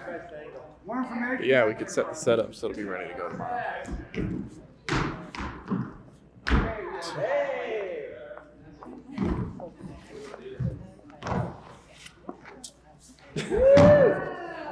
All right. All right. You guys piece of cardboard. Oh, you gotta get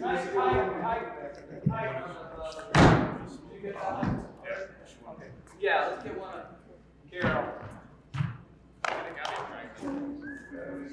Beating around some camera. Yeah, just there you go. Yeah. Beat up, beat up. Black and all. It didn't look real real. Come on. Make it real. Or at least World Wrestling Federation real. I want to believe it. The back thing. All right, are we... Wait a minute, I gotta get Wheeler's signature card. Hey, good. All right, we're ready for action. Okay.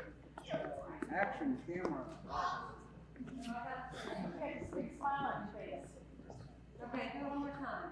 And we don't want the nice side. We don't want Bill White. That's fine. Actually, Good bit.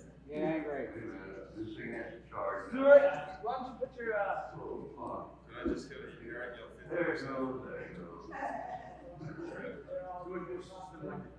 And there you go. Yeah, that's fine. And Mr. Drum Boy.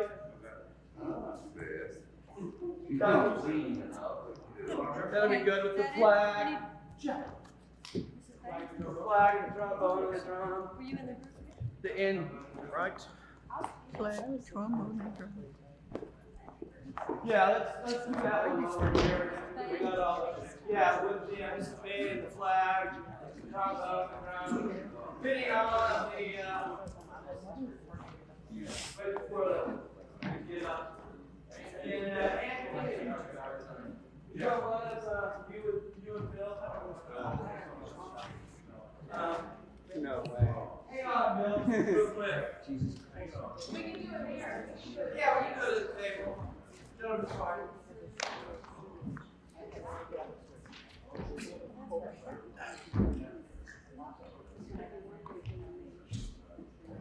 All right, folks, what are we doing here? Let's do this one first. Hang on, We're waiting for Stuart to grab us. Tap. Okay. Hang on. And,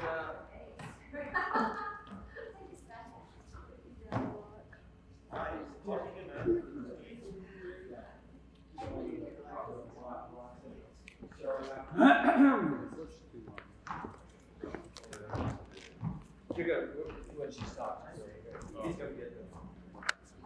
I just need one more.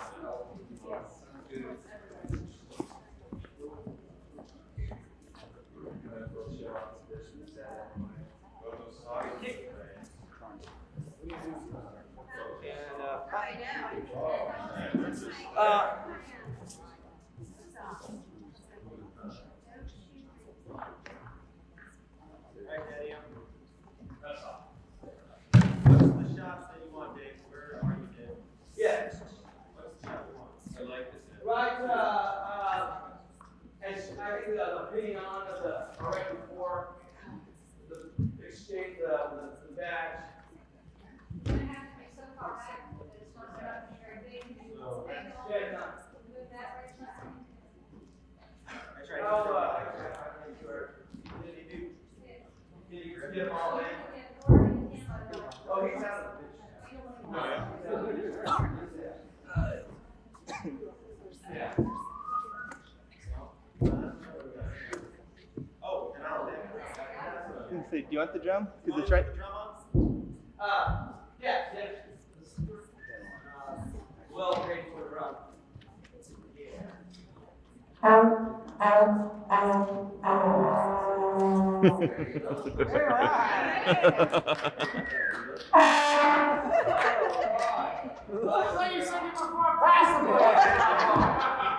That's just rude, Caroline. Yes, that's Bob. You stand back here. You guys are going to cheat in a little bit. Catching the brunt of it. Once we get in here, show the flag real well. Thanks, dude. No, I'm gonna fight this one. No, she does. Yes, I'm gonna put it on just as she. We're showing up. We're showing off. We're stage. Shots from the website. Our something. Tell me when. Things will be great. Okay, at what point are we doing this? Should I just bring that down? So then I'm over there. You're over there. Just make sure you can see the, tighten back down, tighten down. Squeeze together. Squeeze together. Those There we go. Shield out that lead and fire. Good. Ready?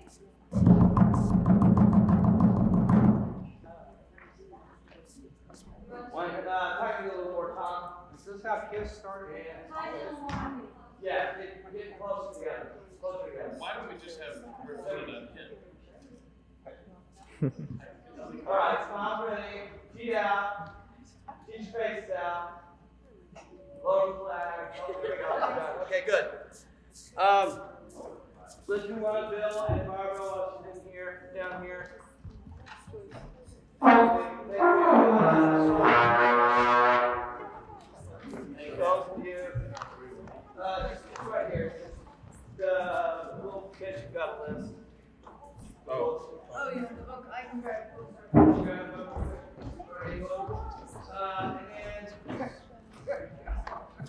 Krug, we set up for the top, and let's get, since how they're already in there. We'll get some, Stephen.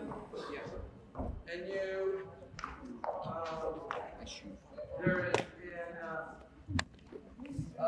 you're ready. You're at the window, reading for the next. So, top, right? One step closer to it. Okay, do you want me out of this? Thank you. Yes. You're done. We're done with doing that. Thank you, Tom. Thank you. Okay, you ready? No problem. Thank you, Tom. Barbara, you ready? Sure. Afraid to give his name. That's a private thing. Why?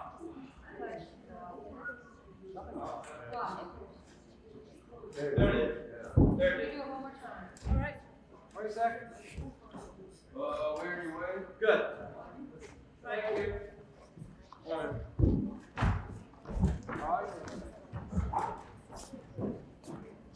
No, you're done. You're done. We'll do a family shot in the living room. Are the cockneys done, sir? Yeah, cockneys are done. Hallelujah. Thank you all very much. Out of here. Glory, hallelujah.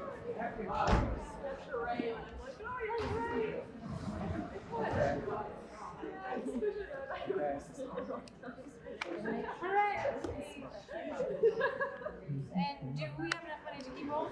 Michelle? No, it's not a David Stan. Right? What about those tornadoes?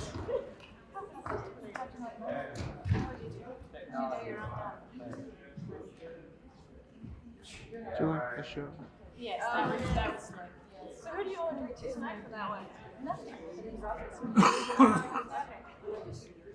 And then I turned around and said, and then I added two to her. Hey, Wally. Hi, how are you? What's up? You're going to disobey me too. Been singing all day. That's what I heard. Yeah. Hello, you rock. Oh, thank you. I've forgotten your name. Michelle. Michelle. I remembered you. I was sort of like, I know her. How do I? Oh, yes, of course. Oh, I bet you guys are exhausted. No more Shirley. One then, yes. Yes. Glad you came. Oh, I'm glad too. Wonderful. Thank you. Good to go. Good to go. Your desk and we're good to go. What do you need to get the ladder out, Leighton? I've got a lamp out. Okay, what? I have no lamp. I gotta go to Sec tomorrow and buy one. What are you gonna do now? I'm directing you. You start rehearsals on Sunday. Yes, I have a question. They want to know what's going on. He's Steve Martin's lost. What are you still taking pictures or is everything? I want to do one of the family in their living room, and that's it. First It can, scene, third scene, whatever they have on. whatever they have on, Okay. that's fine. I'm not particular about Want the us to do problem. where they're sitting. Yes, when we at more the big scene. Very with Undershaft. March 8th and 9th, We like to 15th talk and 16th. about this Meg. How about when I talk to high school? Yeah. Are you on Casey Stage, the web, the internet announcements? Yeah. The Northland Actors Ensemble. Just keep an eye out for quizzes. Yeah. Yeah.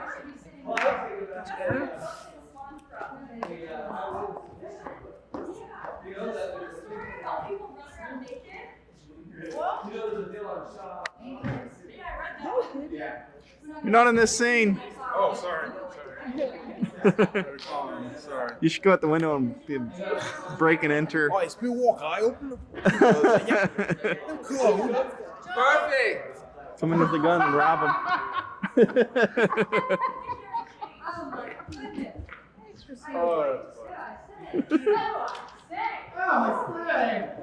Tennis player. And he's rushing to get it. What you do in the gun cotton sheds on your own time? Still in the rear. There goes Stuart's first wall again.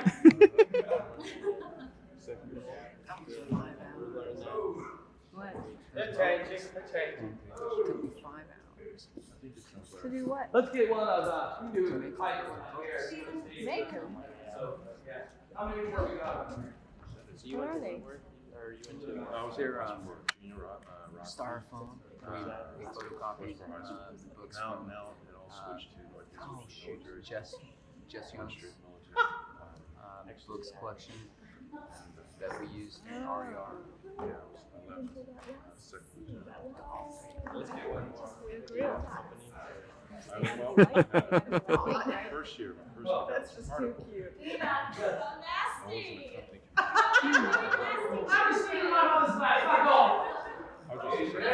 Yeah, Steven still I was platoon leader once, I was first sergeant. I like the blonde guy. He's great. He's really good. He made a character that I can watch. Everything you I say. Yes. Very, very good. Oh. Tennis shoes on. Maybe he's changing. Nike's on there. What's up? Yeah, all the big players are really good. Come on, Dad, together. Jolly and Jolly. Where's Adolphus? They're coming. They're coming. They're coming. Good to see you.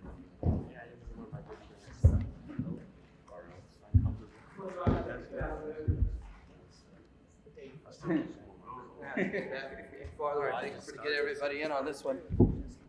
Or we can cheat them in, dude. Yeah.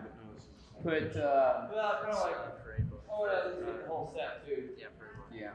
Because we marched in a game, like halftime game, and that's where you're not getting. And you guys have, like, what was your, like, discipline color, or your, you guys have sticks, like, tubers?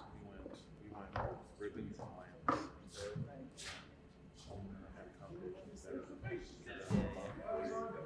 Rifle. Mel's fishing go-to. Were you Fusilier? Did you do Fusilier? Yeah, I still.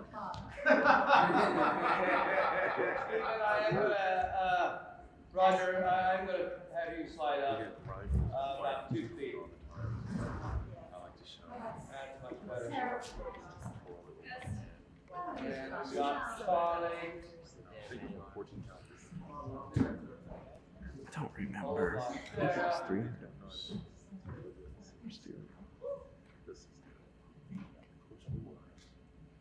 Or is that for Harriet? Just waiting on Dolly. I don't know. Because, like, Wentworth, they have, like, kind of, they have the Marine kind of dress uniform. Charlie, actually, why don't you sit on chair? Dress blues, kind of, I don't know. Scoot the chair closer to your fiancé. Yeah, scoot the chair closer to the window there. Oh, there we go. Thank you. And there we go. The rehearsal pillow. And step out on center stage. MMA is supposed to be one of the better. Have you heard of that before? When you picture tie there. It's supposed to be like one of the better ones. It's like on so much. That's beautiful. This is not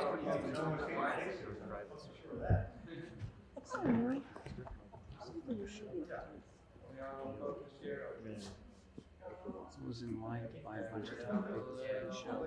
Because I have some Costco's. Okay, lovely. And everybody say, don't trade up your It's complex. kind of neat to actually be able to see all the When the army comes in, they rate equal sergeant. And let's see one more. Protection. This place, which is Linwood Gym, it's called like Linwood Sale. And right across the street is, I can't forget, female. Every day she watches to Thank you all. That's all we need. Crew, huh? His Oops. Crew.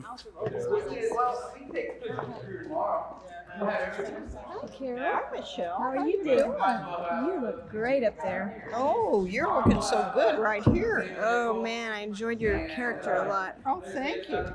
I'm sorry I missed your last show. Oh, you didn't miss nothing. I didn't. No. I heard it was good. It was I okay. heard you were very good. I was okay. It was a big role, but I was tired. Corporal, sergeant, first sergeant, staff sergeant. What's that look for? I just never feel like I'm up to par. Show down. Show down. You So you're 4 hours. Staff sergeant. Just don't do your own publicity, okay? What's all this about own publicity? She's telling me how bad she was in her last show. I don't believe that. I don't believe that a minute. She's shooting. So Oh, I mean, I'm sorry. So I'm not doing nothing. I'm just My goofing off. apologies. Oh, you're just holding it. He just told me to. He just handed it off to me. Let's get one. The digital stuff. Get one tomorrow. Neat. I like it. Harriet. Well, don't do that. Did you videos? And you want Here's to my hand this head. back to Deb? Hi, me. Hey.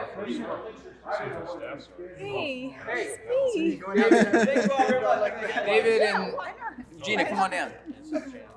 One picture, just one picture, and it's just with you. I ran and your out of artistic- makeup today, you people. You want me to do it from afar? Oh, yeah, we need everybody. Is Harriet here? We're gonna get some more tomorrow.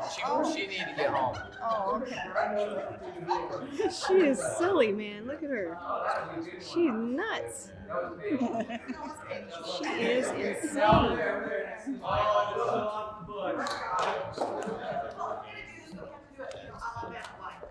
Yeah, it's hard stuff. Like it's hard. You have to work. Tyler's what case? Oh, it's. I'm gonna talk about this case. Talk about Sometimes I feel really comfortable there. I'm just like, yeah, I don't want to do anything I'm told to do. like Friday night. Gee, I bet you have Thank you for videotaping the show. No problem. I had fun. I guess it's not really videotaping because it's not a videotape, is it? It's a, I don't know what it is. And you have it. Shannon, made most of it. Yeah, I zoomed in and out a lot. I don't think I covered the full head. That's good. That's good. Right here? People should have fun. Shannon, that was not nearly as much. You're just a black blob. So mean. Are you Michelle? Yes. Hi. I'm Shannon. Nice to meet you.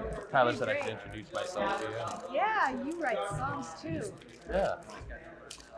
You ever play out? Not yet. I kind of got a, yeah. Kind of got a, I mean, I did some work, UMKC did like a CD, got some recording, some stuff recorded and stuff. Cool. But, I mean, with working at night, either doing one thing or the other kind of deal. So, I mean, but I haven't played out not too much, no. Once a couple years ago. Yeah. Well, you gonna, can I give you my number or I don't know? Yeah. Do you play with the people? I play at the West Coast Coffee House about once. Yeah, I've heard that.